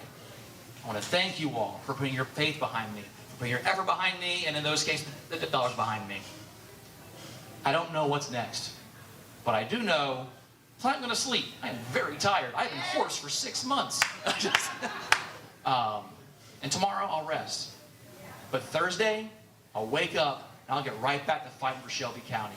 Because that's what we deserve. That's what we need. That's what civil service is. It means even when you don't get what you want, you do not stop fighting. And man, I am tired. I got a hell of a lot of fight left in me. So that's what we're going to do Thursday and Friday. But tonight, please stay. Please enjoy each other's company. Let's watch some results. Let's have a beer and chat a little bit, what we can do better. And thank you all so much for supporting me.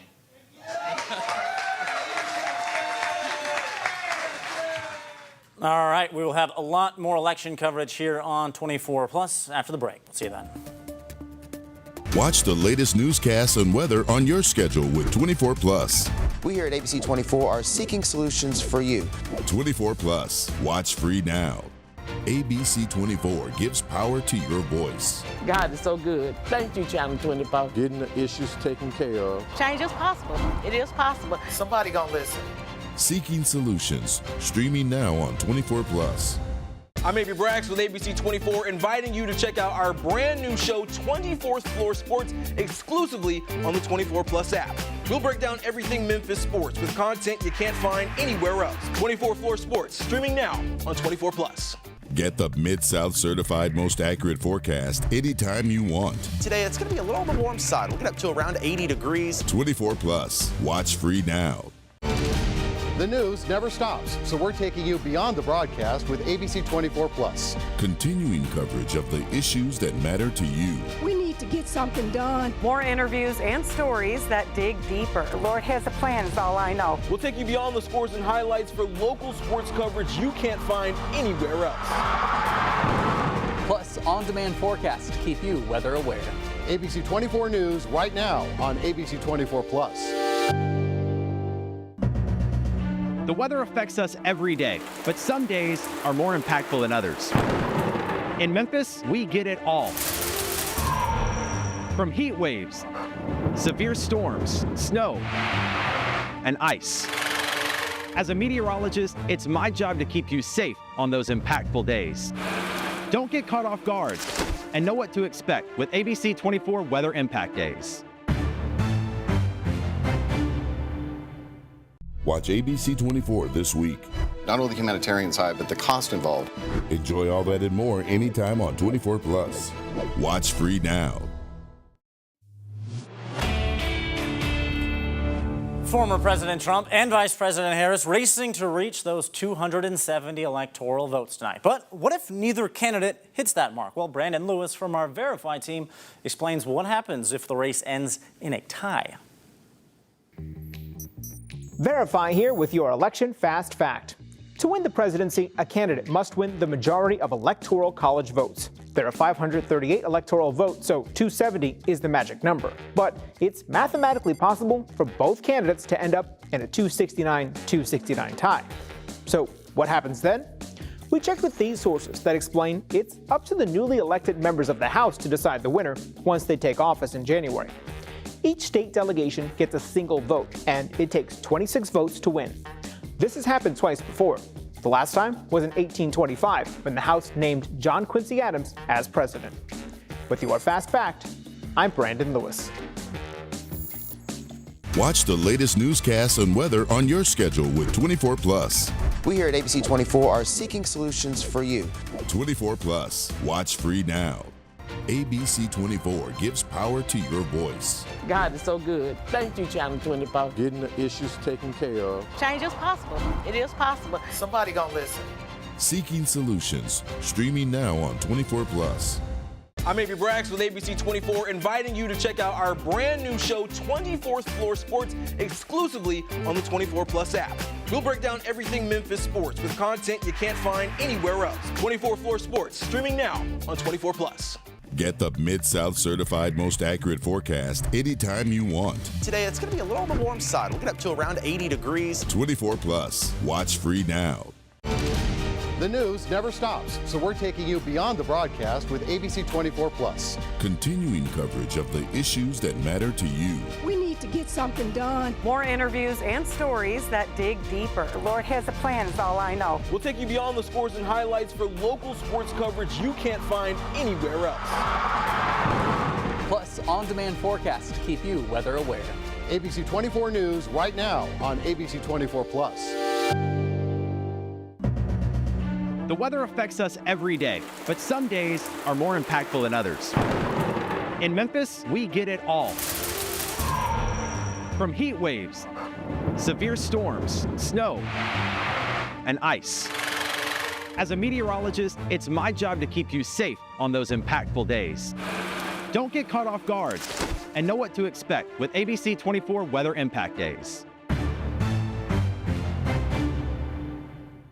Watch ABC24 this week. Not only the humanitarian side, but the cost involved. Enjoy all that and more anytime on 24+. Watch free now. Turning to the U.S. Senate race, Republican Marsha Blackburn projected to retain her Senate seat. This according to the AP, which made the call shortly after polls closed there at 8 p.m. Her Democratic challenger, Gloria Johnson, will keep her seat in the Tennessee House, running unopposed in District 90. Blackburn has held the seat for 6 years, continuing Tennessee's two-decade streak of Republican statewide victories. Of course, Democrat Gloria Johnson rose to national fame for her protest with fellow state representatives. She hoped her activism would sway voters despite the state's long history of Republican dominance, but it was not to be. Across most of the country, polls have closed now and results continuing to pour in.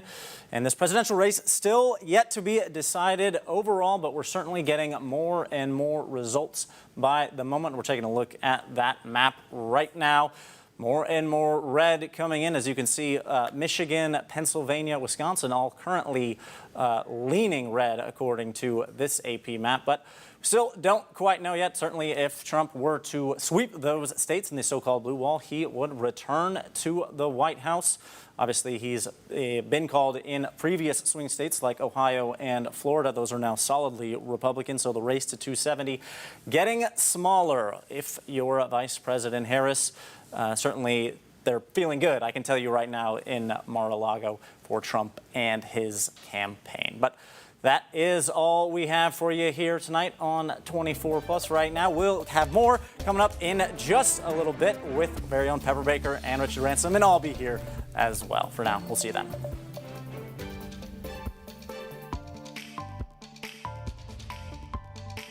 Continue with us and watch free now on the 24+ app everywhere you stream.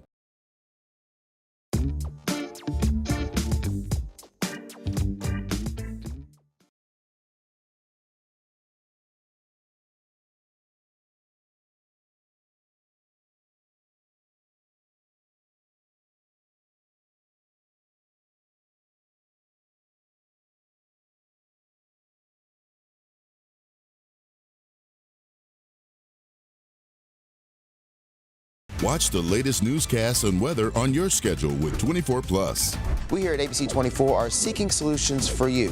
24+. Watch free now. ABC24 gives power to your voice. God is so good. Thank you, Channel 24. Getting the issues taken care of. Change is possible. It is possible. Somebody gonna listen. Seeking solutions. Streaming now on 24+. I'm AB Braggs with ABC24, inviting you to check out our brand new show, 24th Floor Sports, exclusively on the 24+ app. We'll break down everything Memphis sports with content you can't find anywhere else. 24th Floor Sports, streaming now on 24+. Get the Mid-South certified most accurate forecast anytime you want. Today, it's going to be a little on the warm side. We'll get up to around 80 degrees. 24+. Watch free now. The news never stops, so we're taking you beyond the broadcast with ABC24+. Continuing coverage of the issues that matter to you. We need to get something done. More interviews and stories that dig deeper. The Lord has a plan is all I know. We'll take you beyond the scores and highlights for local sports coverage you can't find anywhere else. Plus, on-demand forecast to keep you weather aware. ABC24 News right now on ABC24+. The weather affects us every day, but some days are more impactful than others. In Memphis, we get it all. From heat waves, severe storms, snow, and ice. As a meteorologist, it's my job to keep you safe on those impactful days. Don't get caught off guard and know what to expect with ABC24 Weather Impact Days. Watch ABC24 this week. Not only the humanitarian side, but the cost involved. Enjoy all that and more anytime on 24+. Watch free now.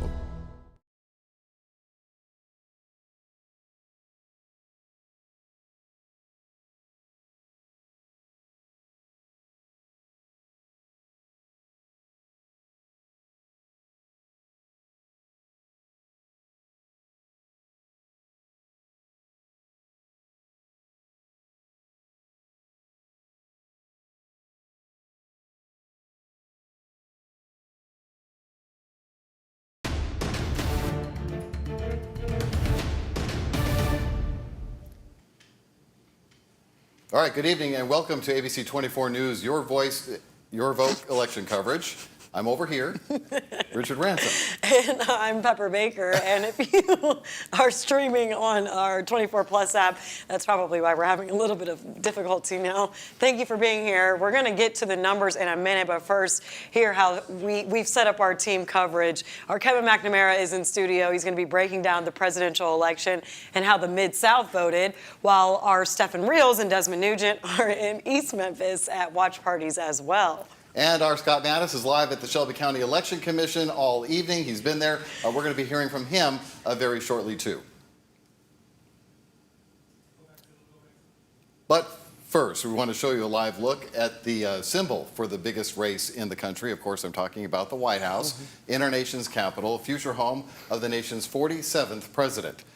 We've been keeping a close eye on the race as the precincts from across the country have begun to report their votes, and states are called all Mid-South states. It didn't take very long, wasting no time going red on the election map as they all went decisively in favor of former President Donald Trump. Now our Kevin McNamara will have the latest look at the numbers. And as we know, with Mississippi and as well as Tennessee, those were called very early. So, Kevin, if you want to get in place so that we could be ready to go to you, that would be great. But as of right now, so we know that Tennessee was called very early. It was polls closed at about 7. We are starting to get those projections. Not even really by 7:30, I think, was when it was first called to go in Donald Trump's favor. Right. So, Kevin, tell us what you're seeing right now. Yeah, that's right. Of course, Tennessee, Mississippi, and Arkansas, of course, all going in favor of former President Donald Trump right now. These states have all been called, as they were called, rather quickly. In fact, we're seeing really across the nation things kind of turning in former President Trump's direction. Again, Tennessee, as we're expecting, it's actually made more of a rightward shift overall, as turnout has come out quite strongly in relation to 2020 and 2022. Certainly a lot of excitement really on both sides of the aisle about this election. But right now, certainly here in the Mid-South, decisive for the former president, as one would expect. That's true in Mississippi as well as Arkansas. Now we're seeing some of these numbers here coming in on the screen. That's Mississippi. That's coming in. Now that's, looking at about 62% of the vote there. That's what we're seeing, again, for Mississippi. Arkansas, much the same. It's about 64, 65 as those votes continue to trickle in. More and more precincts reporting here. Again, in Arkansas, now we're here in Tennessee. As we've been talking about, called for the former president all rather quickly, even as some voters were still in line at the polls here in West Tennessee, but that race going in favor of the former president somewhat decisively now. Right? So continue as we're looking at the overall map now. 214 for the former president, 179 for the current vice president. Things as they hold right now, if you're the former president, Donald Trump, you're feeling pretty good, especially as some of those blue wall states there in the north, Wisconsin, Michigan, Pennsylvania, ones that broke decisively for him back in 2016. Those all then flipped back to Biden to give him the White House in 2020. Now, certainly as it stands, it looks like those may be trending back in the other direction there in 2024 in favor of the former president. Yes, all eyes on those swing states. Definitely, Kevin. We will be checking in with you a little later. Now, tonight, we know it was pretty much smooth sailing at polling places across Shelby County, but it did take a lot longer for votes to come in here compared to other parts of the state, including Davidson County. ABC24's Scott Mattis has been at the Shelby County Election Commission since even before the polls closed. He joins us now. Scott, how are election workers coming along with counting votes? They're coming along pretty well. Good evening to you, live here at the Shelby County Election Commission headquarters. And I can tell you now that 68% of those precincts are now reporting votes. In fact, tens of thousands for the presidential election. We're talking about today, Election Day votes, not early voting votes. So that's a good sign. Things are progressing very quickly. And I can tell you, as of right now, this 10 o'clock hour, just after 10 o'clock, nearly 300,000 votes have been turned in and have been counted. That's right here in Shelby County. Not across the state, of course, a much larger number, but across Shelby County, things have been going incredibly well. Shelby County Election Commission officials essentially telling us here at ABC24 that they haven't had very many hiccups across the county. We're talking about hundreds of precincts across the county. One major hiccup was at the Mount Pisgah polling location, where the power went out for about 20 minutes or so, but that did not affect voters because those electronic voting machines, they operate on some sort of battery that is not associated with the power grid or the power system within that building.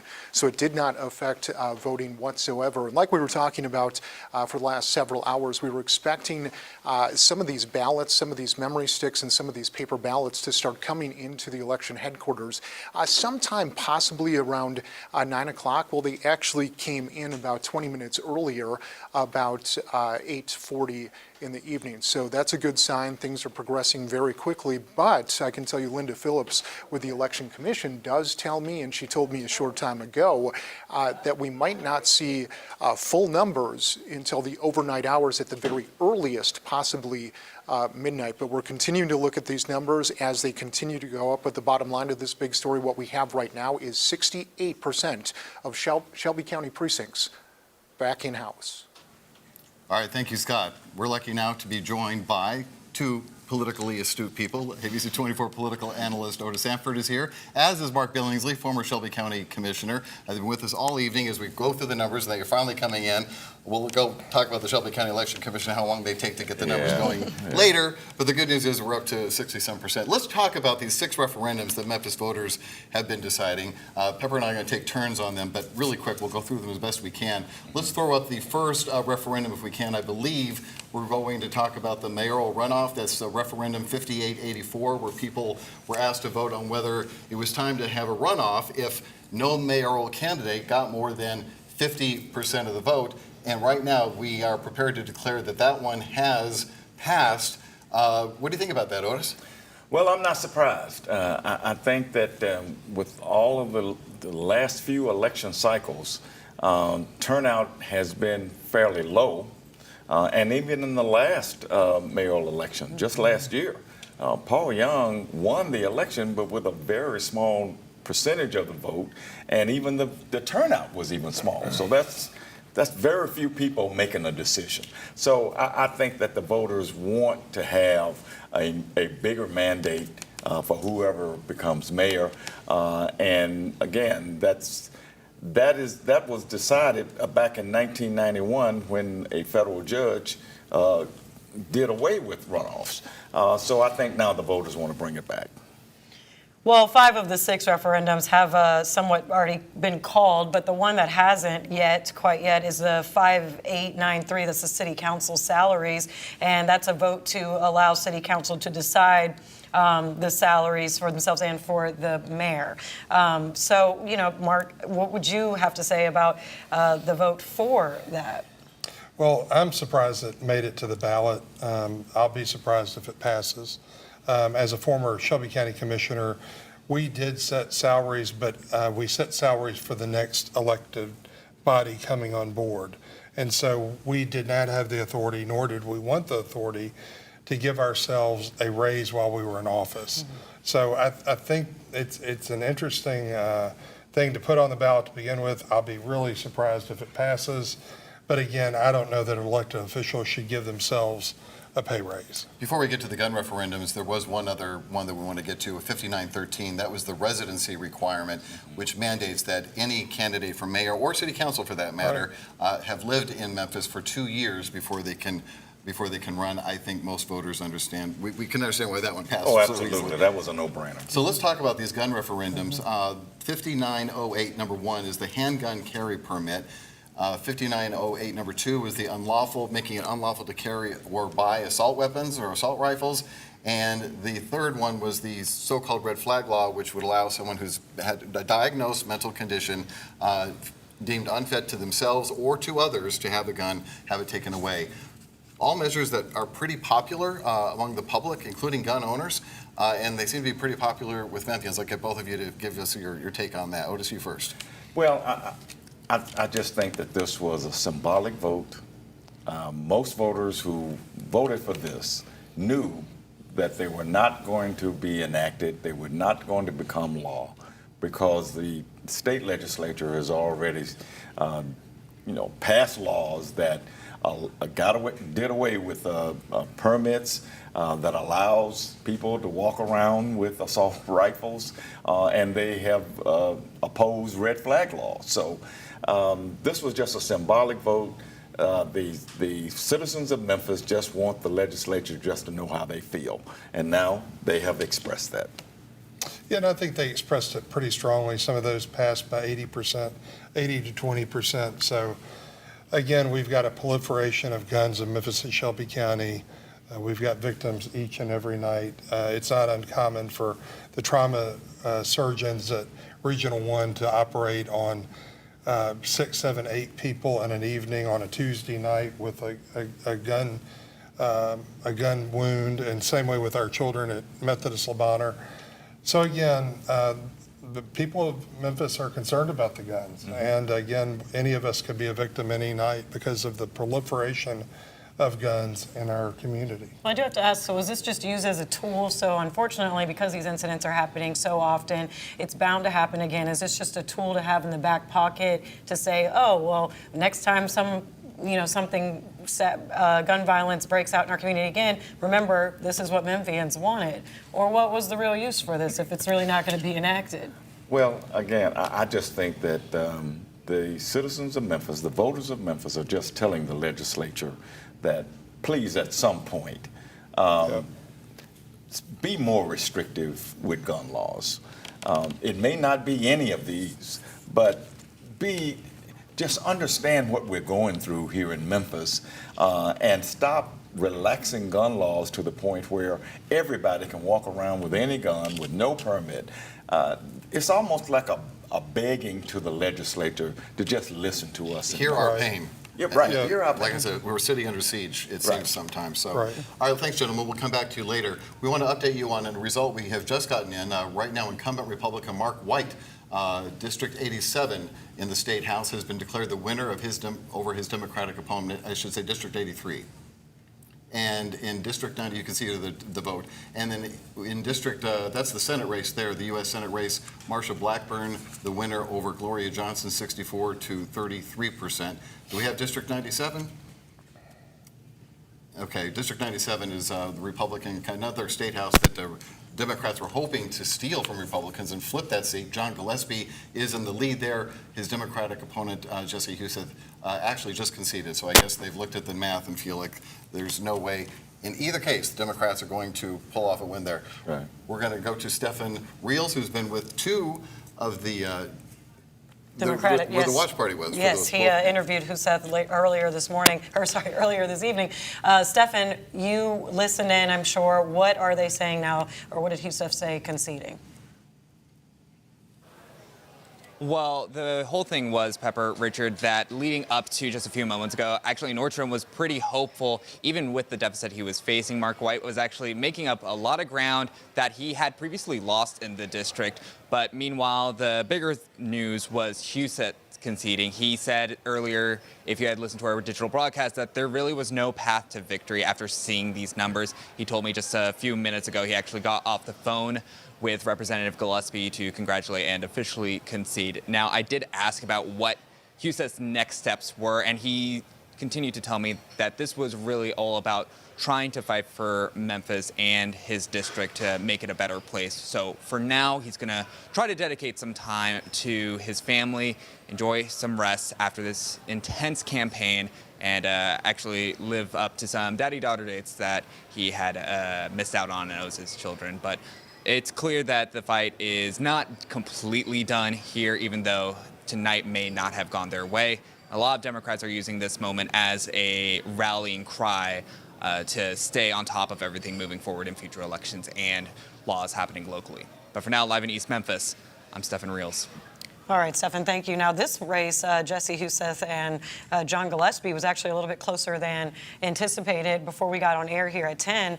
It was maybe give or take 1,500 vote difference. Are you all at all surprised to see just how close that race became, Mark?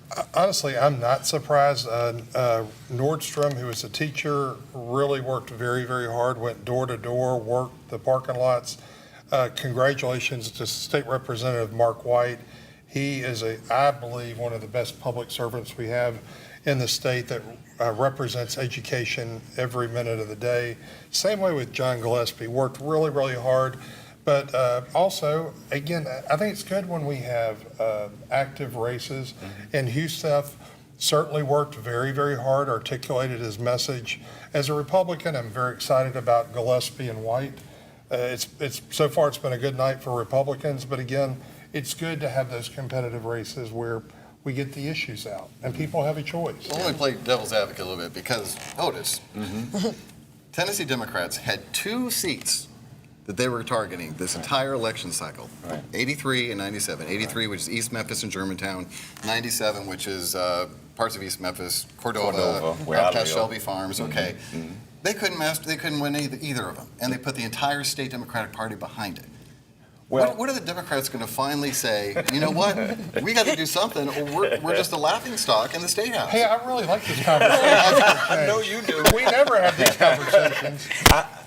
Well, one thing that happened, remember that the state Democratic Party leader got rid of the local leadership in midstream. Weeks ago. Yeah. Yes. But they were never able to really coalesce the way they should have. You know, it's very difficult to unseat incumbents, first of all. And I would be interested to see what the actual turnout was on election day today, because it doesn't seem like it reached what it needed to reach, especially in those districts, to help the Democrats win. But yeah, Democrats have been trying to make inroads in the legislature. They just can't do it. I don't know what the answer is, because they got rid of the leader and brought in some new people, and it still didn't work.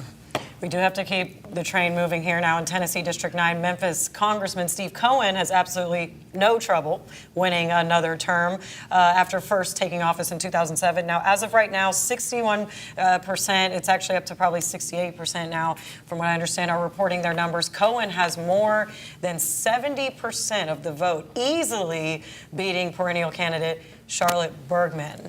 Now, out to the suburbs. Tennessee's congressional district, including the Memphis suburbs of Germantown and Collierville, and most of West Tennessee. Once again, incumbent David Kustoff, Republican from Germantown, wins another term. He defeated two candidates, including Democratic newcomer Sarah Freeman, also from Germantown. Kustoff wins with more than 72% of the vote. So let's go out to Desmond Nugent. He's been out at Republican headquarters, their watch party at the Marriott East, right there at Poplar and I-240, to see what kind of reaction he got there. I believe you were able to talk to the congressman?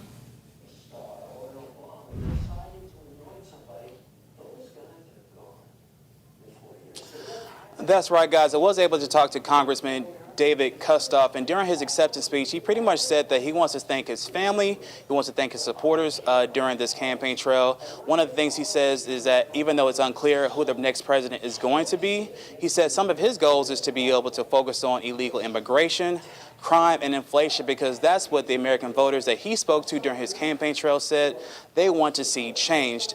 Also on the state level, State Representative John Gillespie, during his acceptance speech, said that his campaign trail was essentially just about the quality of life. He said that he wants to fight for his family, he wants to fight for his girlfriend, he wants to fight for the people of Shelby County, as he is going to be taking his, as he won his election tonight. And also State Representative Mark White said that even though he won 60% of his elections, the election tonight, he said that one of his goals is to be able to just be a better servant for the people in Shelby County, specifically Germantown. Now, both White and Gillespie said that they both want to support the gun referendum as they go back to the next session next year. And so that is what they were able to tell me tonight. And we will have more on that after the break. Watch the latest newscasts and weather on your schedule with 24 Plus. We here at ABC24 are seeking solutions for you. 24 Plus. Watch free now. ABC24 gives power to your voice. God is so good. Thank you, Channel 24. Getting the issues taken care of. Change is possible. It is possible. Somebody gonna listen. Seeking solutions. Streaming now on 24 Plus. I'm Avery Braggs with ABC24, inviting you to check out our brand new show, 24th Floor Sports, exclusively on the 24 Plus app. We'll break down everything Memphis sports with content you can't find anywhere else. 24 Floor Sports, streaming now on 24 Plus. Get the Mid-South certified most accurate forecast anytime you want. Today, it's going to be a little on the warm side. We'll get up to around 80 degrees. 24 Plus. Watch free now. The news never stops, so we're taking you beyond the broadcast with ABC24 Plus. Continuing coverage of the issues that matter to you. We need to get something done. More interviews and stories that dig deeper. The Lord has a plan, is all I know. We'll take you beyond the scores and highlights for local sports coverage you can't find anywhere else. Plus, on-demand forecasts to keep you weather aware. ABC24 News right now on ABC24 Plus. The weather affects us every day, but some days are more impactful than others. In Memphis, we get it all. From heat waves, severe storms, snow, and ice. As a meteorologist, it's my job to keep you safe on those impactful days. Don't get caught off guard and know what to expect with ABC24 Weather Impact Days. Watch ABC24 this week. Not only the humanitarian side, but the cost involved. Enjoy all that and more anytime on 24+. Watch free now.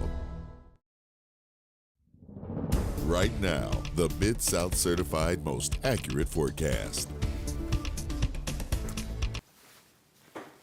Well, over the next 7 days, we're going to be looking at the potential for some decently heavy rainfall coming into the area. So that is certainly something that we're going to be keeping an eye on. Now, that's just a quick little preview. Let's go ahead and start things off with the temperatures around the areas. We are seeing 70s still lingering around the region at this hour. 60s, though, back towards the west.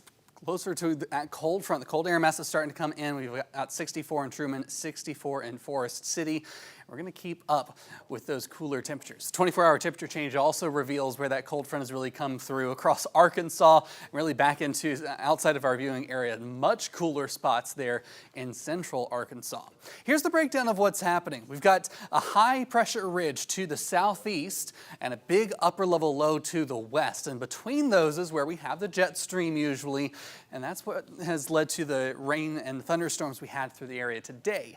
Yesterday and the few days before, we had more severe weather back towards the Central Plains, but it came to our area and it sort of got separated from the jet stream and really didn't have quite the punch that we have seen across the plains the last few days. Now, still some heavy rain across some of our northern viewing area with this second or third round of rain, and that's starting to make its way into Shelby County as well. Millington up to northern Memphis is where we have some of the heaviest rain at the moment.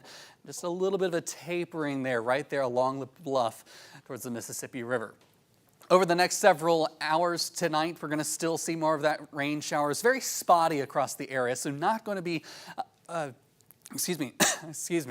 very widespread. Haven't talked a lot today. So we're looking at the potential for heavy rainfall in isolated patches across the region. By Friday, things really start to clear out, but by the weekend, we're going to have more rainfall coming in. This is Saturday afternoon. We've got more widespread showers around the area.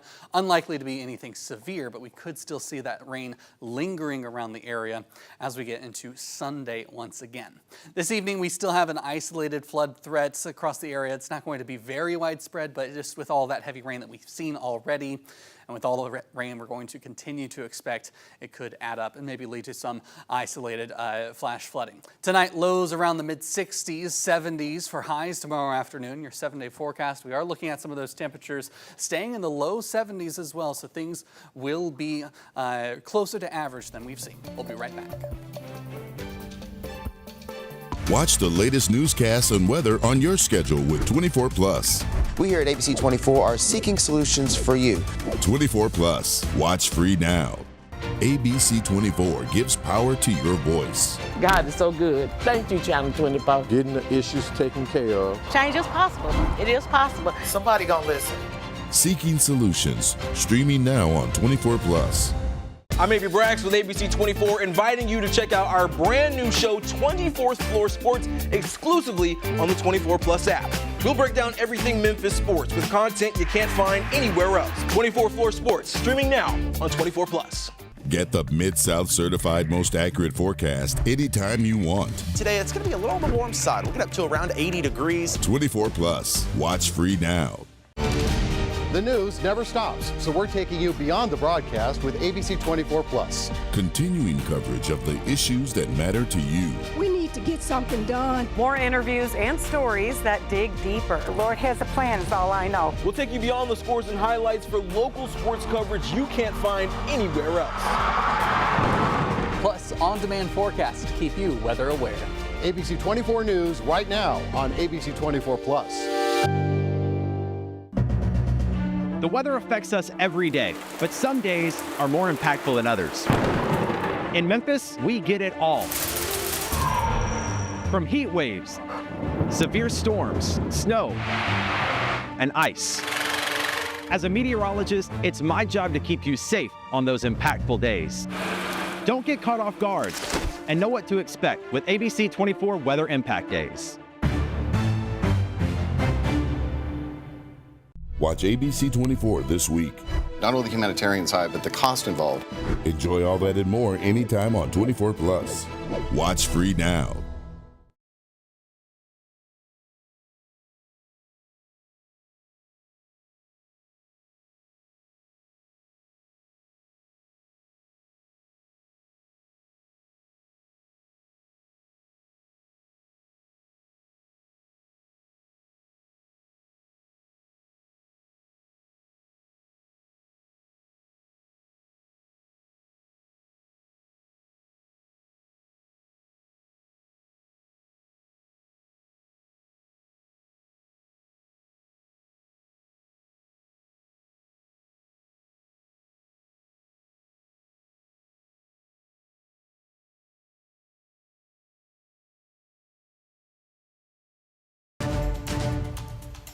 Well, tonight all eyes are on who will clinch the Electoral College between Vice President Harris and former President Trump. But what exactly is the Electoral College? Here's a breakdown. Why does the United States use the Electoral College to pick the president? The Founding Fathers were split. Should Congress choose the president or should it be left to the people? The use of electors was the solution. When you cast your vote for president, you're deciding which electors will represent your state. The number of electors in each state is determined by how many seats in Congress that state has, and that number is based on the state's population. So, for example, let's look at California. Every state has 2 senators, so right off the bat, that's 2 electors. California, the most populous state, has 52 representatives in the House, so the Golden State gets 54 total electors. Whichever candidate wins California will get all 54 electoral votes. There are 538 total electoral votes, 535 for the states and 3 for the District of Columbia. 48 states are winner-take-all. Maine and Nebraska give 2 electoral votes to the statewide winner and 1 for the winner of each congressional district. A simple majority of 270 electoral votes is needed to win. If neither candidate gets to 270, the House of Representatives will determine the president, but each state delegation, regardless of the number of electors, must vote as one. So there are only 50 votes up for grabs. The Senate will determine the vice president with a simple majority vote of all 100 senators. The popular vote winner has lost the Electoral College in 2 of the last 6 elections, and that has prompted calls to switch the popular vote system, but that requires a constitutional amendment. All right, we'll see whatever happens with that, but right now that's the system we got. And what is the latest count as we have it? Yes, I'm looking at the AP right now. So Donald Trump is at 230 Electoral College votes, and then Kamala Harris is at 187. We're still keeping an eye, obviously, on those swing states, those 7 that are key. Pennsylvania's still not called yet, Michigan, Wisconsin, but to AP right now, they are leaning a little bit more red. But here you can see Kit made this wonderful graphic for us. But the blue states, California was a given for her, obviously, and some of the northeastern states. We're seeing Illinois called.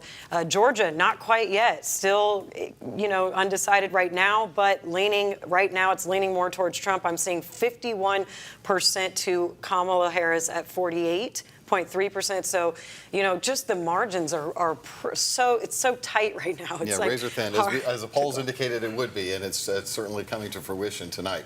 But that's the tally as we have it right now. We'll keep you updated if we get any updates on the numbers there. We have more to get to on this election night. After the break, we're debunking a scam that is being sent to some voters. Yes, what the Tennessee Secretary of State is even saying something about it, and that is next. We will be right back. Watch the latest newscasts and weather on your schedule with 24 Plus. We here at ABC24 are seeking solutions for you. 24 Plus. Watch free now. ABC24 gives power to your voice. God is so good. Thank you, Channel 24. Getting the issues taken care of. Change is possible. It is possible. Somebody gonna listen.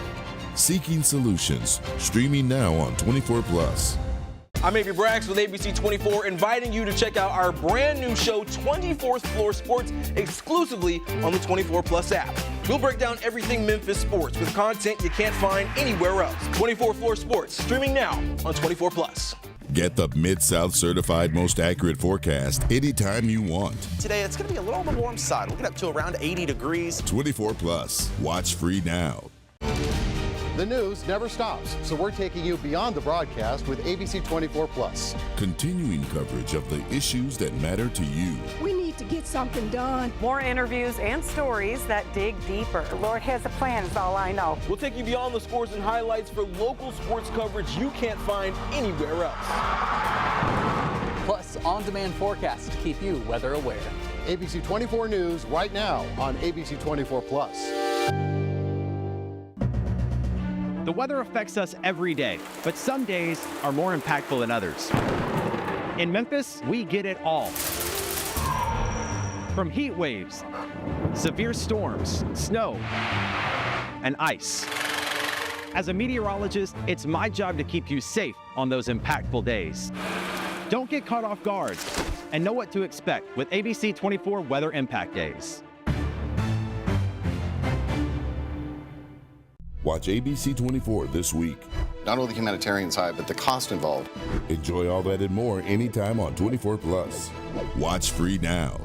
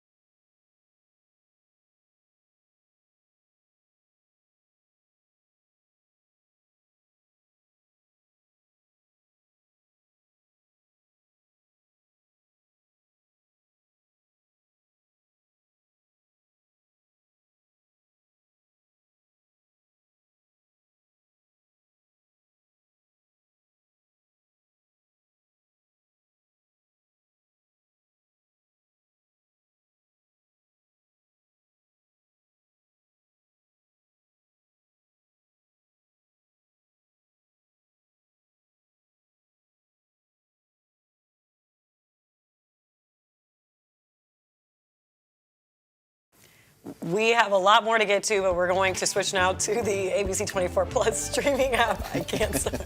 That's all we have time for tonight. We'll see you over on 24 Plus.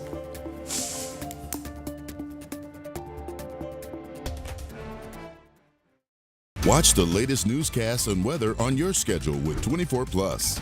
We here at ABC24 are seeking solutions for you. 24 Plus. Watch free now. ABC24 gives power to your voice. God is so good. Thank you, Channel 24. Getting the issues taken care of. Change is possible. It is possible. Somebody gonna listen. Seeking solutions. Streaming now on 24 Plus. I'm Avery Braggs with ABC24, inviting you to check out our brand new show, 24th Floor Sports, exclusively on the 24 Plus app. We'll break down everything Memphis sports with content you can't find anywhere else. 24 Floor Sports, streaming now on 24 Plus. Get the Mid-South certified most accurate forecast anytime you want. Today, it's going to be a little on the warm side. We'll get up to around 80 degrees. 24 Plus. Watch free now. The news never stops, so we're taking you beyond the broadcast with ABC24 Plus. Continuing coverage of the issues that matter to you. We need to get something done. More interviews and stories that dig deeper. The Lord has a plan, is all I know. We'll take you beyond the scores and highlights for local sports coverage you can't find anywhere else. Plus, on-demand forecasts to keep you weather aware. ABC24 News right now on ABC24 Plus. The weather affects us every day, but some days are more impactful than others. In Memphis, we get it all. From heat waves, severe storms, snow, and ice. As a meteorologist, it's my job to keep you safe on those impactful days. Don't get caught off guard and know what to expect with ABC24 Weather Impact Days. Watch ABC24 this week. Not only the humanitarian side, but the cost involved. Enjoy all that and more anytime on 24 Plus. Watch free now.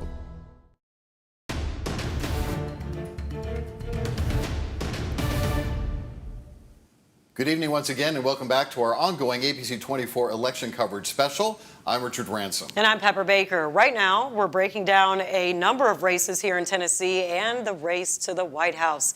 We have team coverage tonight. Our Kevin McNamara is in studio breaking down the presidential election. But we also have Lauren Turman live in Germantown, while Stephen Reels and Desmond Nugent are in East Memphis at watch parties. And our Scott Mattis has been live at the Shelby County Election Commission all night. We'll be hearing from him as well about what's going on at the Election Commission. But first, here's a live look at the symbol for the biggest race in the country, the White House. I'm sorry we don't have that symbol, but you know what it looks like. The symbol in our nation's capital and future home of the nation's 47th president, whoever it might be. And we've been keeping a close eye on the race as precincts from across the country have begun to report their votes and states are called. Now, all Mid-South states wasting no time going red on the election map as they all went decisively in favor of former President Donald Trump. Kevin McNamara has the latest look at the numbers. And what are you seeing, Kevin? Yeah, Richard, Pepper, we all know what the White House looks like. Former President Trump might be getting a good memory of what it looks like as well, because right now, as things are trending, it would be for him to return to the White House after 4 years away. Certainly, that's what all of those swing states really are looking for right now. We've got a big map of it right now, as you can see. Trump all the way up to 230 right now. Of course, that magic number being 270. These Mid-South states, Tennessee, Arkansas, Mississippi, all called immediately for the former president. As you would expect, those are longtime Republican strongholds here. Now we're looking at some of these northern states that were considered to be more of the quote-unquote blue wall: Wisconsin, Michigan, Pennsylvania. As you can see, not looking so blue right here. They're looking, that's more of a pink wall, or a light red, because right now, as things stand here at a little past 10:30 here Central Time, those are all leaning in favor of former President Trump. Certainly, if that holds true, he will be walking into the White House once again. Of course, North Carolina, that was another state that Democrats were hopeful of picking up. Here we are, Tennessee.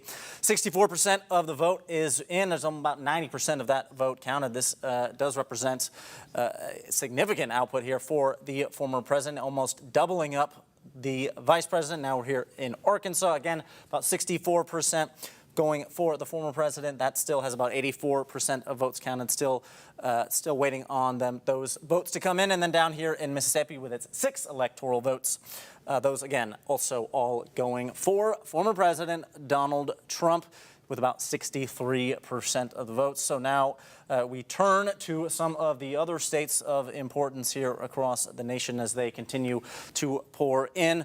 As I'm saying, Ohio, North Carolina, Florida, those are all states that have gone for the former president. Those were ones that maybe were hoped that the Vice President Harris, would be able to pick up, but no dice. And certainly, let's take we can zoom in again here on some of those Tennessee results, get a bit of a closer look. As we can imagine, Shelby County here on the far west, that is a Democratic stronghold, as it has long been, as well as Nashville. That's the big blue in the center there. But the large story of the turnout here has been those rural counties, apart from those big metropolitan areas, turning heavily for the former president here in Tennessee.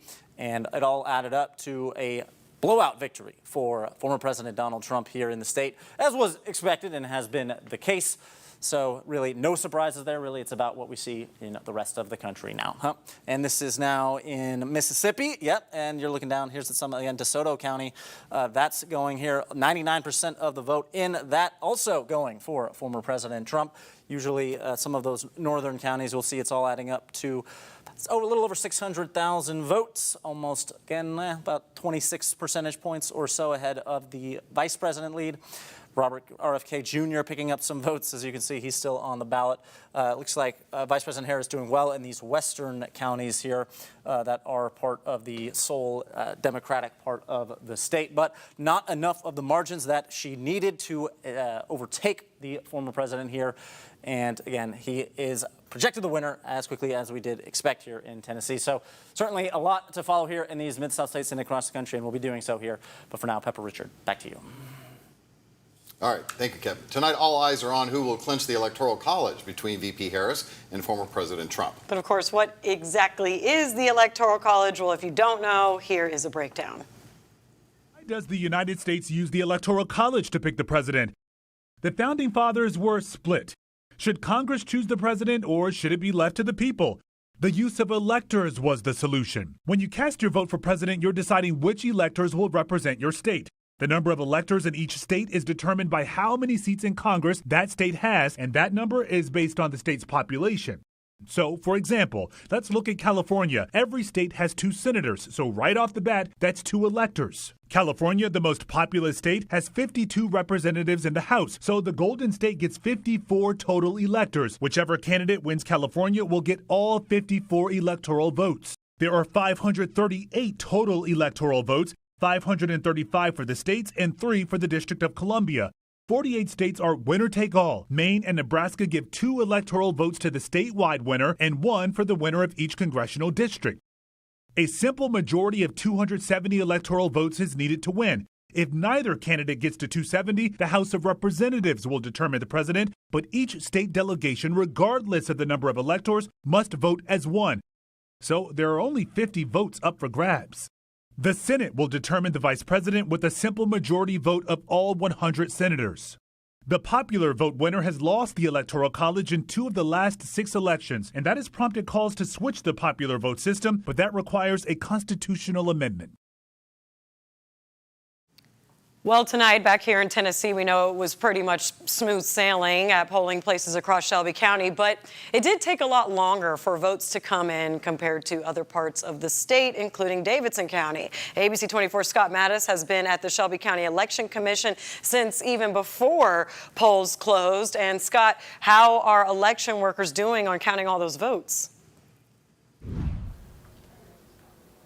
They're doing pretty good. Like you said, it's been a long day for everyone here involved, including us. Like you said, we've been here since long before the polls actually shut down. And Pepper, going back to what you were talking about as far as the numbers coming in, I was just talking with Mark Luttrell, of course, the former mayor, former sheriff of Shelby County, who's now in charge right here at the Election Commission. And we were talking about Davidson County. Of course, they're in the same time zone as us, and that's one of the reasons why we're talking about their numbers coming in significantly earlier than right here in Shelby County. And his suggestion, and he's still looking to confirm this, is that some of their numbers might be coming in before all of the polls close. Conversely, right here in Shelby County, none of the numbers are released until every single one of the 142 precincts in Shelby County are shut down and the doors are locked. But nonetheless, that's something to look out for, because Mr. Luttrell said if that is the case and things run incredibly smooth there, that might be something to look at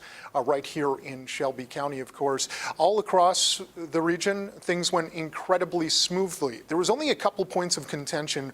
One of them at Mount Pisgah precinct. That's where apparently the power went out for about 20 minutes or so.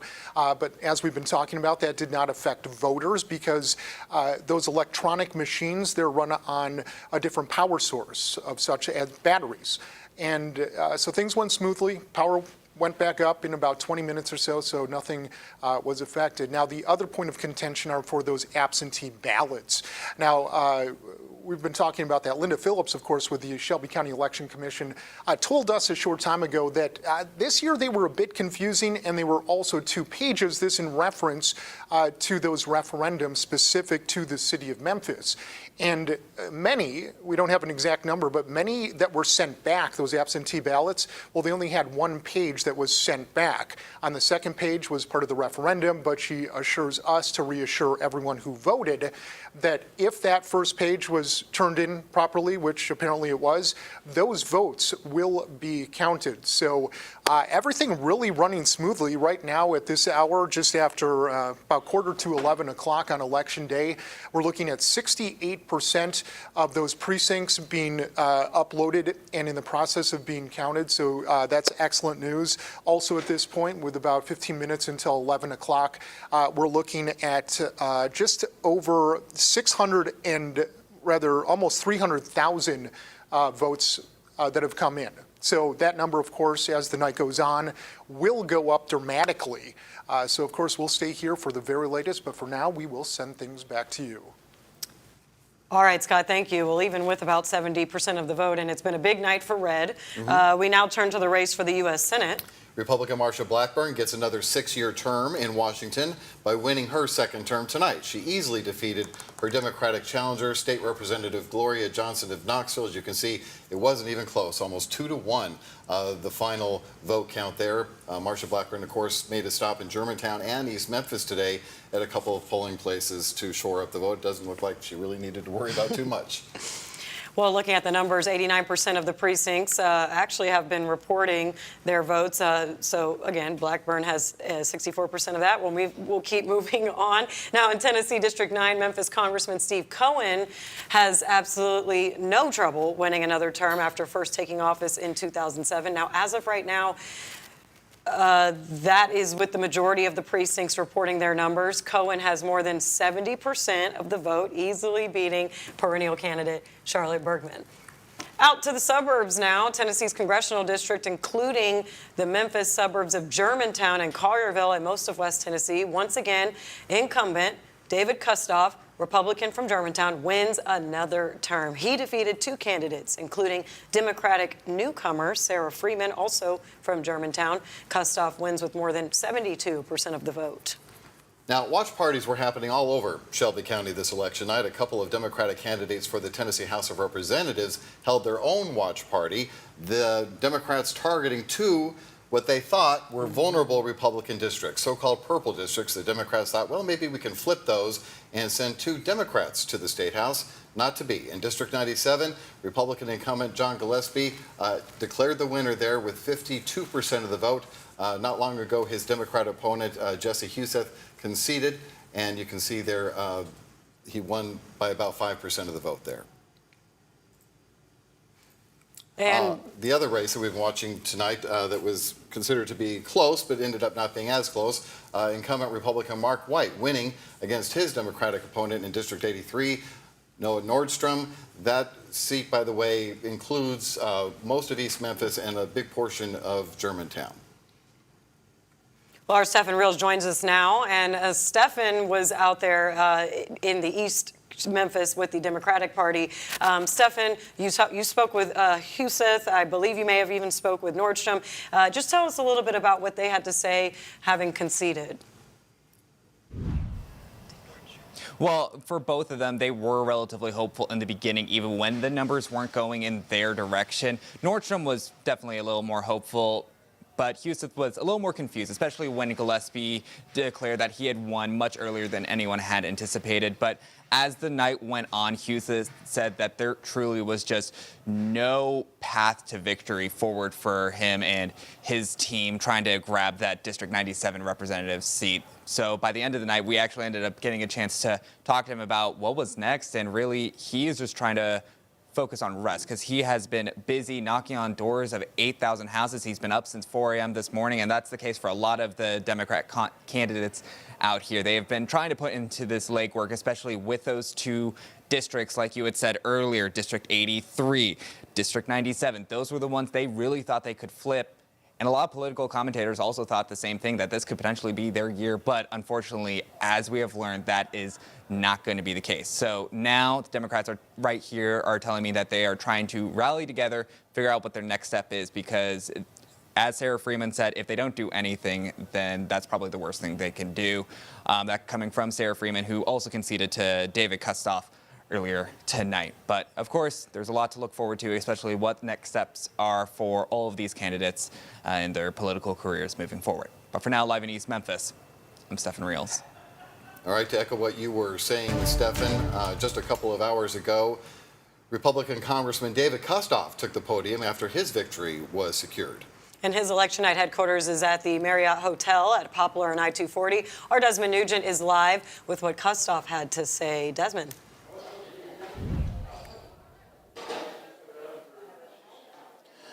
Pepper, when it comes to Congressman Kustoff, he said that during his acceptance speech, he wants to thank his supporters, he wants to thank his family, because without them, he couldn't be where he is today. During his acceptance speech, he says, even though he does not know who the next president is going to be, his goal for the next couple of years is to focus on illegal immigration, crime. He also mentioned inflation because that's what American voters told him during the campaign trail. He also says that there's a lot of work that needs to be done because there's just a lot of uncertainty and people want to be able to kind of get back on track and that they don't want to be able to see or experience what they've gone through the last couple of years when it comes to state, local, and federal levels. So he says he's looking forward to getting back to Washington, D.C. to be able to serve the people of Shelby County and the people of Tennessee. And so we're hoping to know what that looks like here in the future. We're live here in East Memphis. I'm Desmond Nugent. All right, Desmond, thank you. Now, we've already learned Tennessee has been called in favor of former President Donald Trump. As has Arkansas and Mississippi. This comes as no surprise, especially in the volunteer state, which historically votes pretty red. And I want to mention, just the polls closed at 7, and those that was called short, not even 30 minutes after. Oh, no, it was like 2 minutes. 2 minutes. After the polls closed. Davidson County had, at the time, not had any reporting, and neither had Shelby County. But you mentioned this earlier. It just shows how much the rural parts of our state really carried the vote, no matter what would have happened between Shelby County and Davidson County.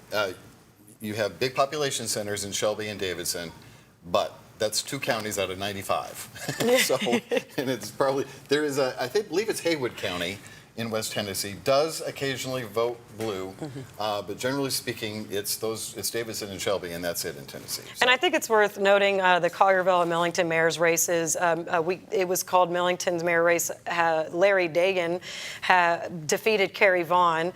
Kerry Vaughn was the Shelby County Republican chairman, and this is after Mayor Terry Jones is not seeking re-election. Mark Billingsley, who was here earlier, said that this was a big win for Dagan. He was quite surprised when I showed him the numbers that Kerry Vaughn had been defeated.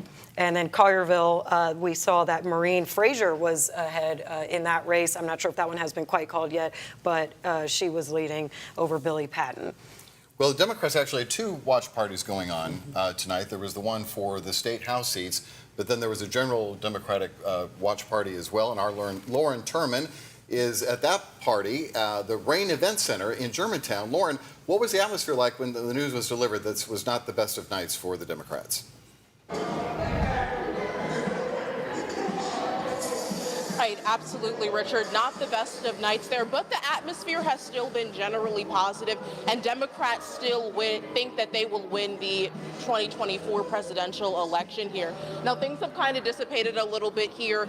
They're wrapping up more. People are kind of exiting the building now, but very, very, very high optimistic notes tonight. We've spoken to a lot of different people, a lot of elected officials and newly called elected officials this evening. And we actually recently spoke with Representative Larry Miller, and he told us more about what he intends to do when he goes to the House, when he goes to the Capitol. And we also heard a little bit more earlier tonight from Shelby County District Attorney Steve Mulroy, who told us a little bit more about how he feels Shelby County has come out, how he doesn't feel that initial low voter turnout that applied and worried a lot of Democrats initially still applies right now. And they do believe that they will win the presidential election. So like I said, as a lot of people have been in and out of these doors tonight, the energy has been very, very high as things have been wrapping up here, and very, very, very good notes over as well. And so again, of course, we will make sure that as those results are coming in and as more of those races get called, we will see if that optimism remains into tomorrow in the coming days, and we will of course keep an eye on that. But for now, live at the Rain Event Center, I'm Lauren Turman. All right, Lauren, it sounds like the party's over there at Democratic Unfortunately, it was not a good one for them. We're going to take it back nationally now. So we're seeing that the swing states it's coming down to them. I mean, that's where all the eyes are going. We're going to toss it to our Kevin McNamara, who has the national map and is showing us where everything stands on the presidential election. Kevin. Yeah, Pepper Richards, swing states. That's certainly the operative word right now, because they could very well swing the election one way or the other. First one we're going to take a look at is the state of Georgia right here. You may remember that went for President Biden last time around in a very close race. That got President Trump in a bit of hot water, asking to find more votes. But it looks like he's not going to pay a price politically for that in the state of Georgia right now, because he is narrowly leading there with 93% of the vote counted in the state of Georgia. He has a lead over Vice President Harris by about 100,000, 115,000 votes. That's about 2 percentage point, or yeah, about 2.3 percentage points there.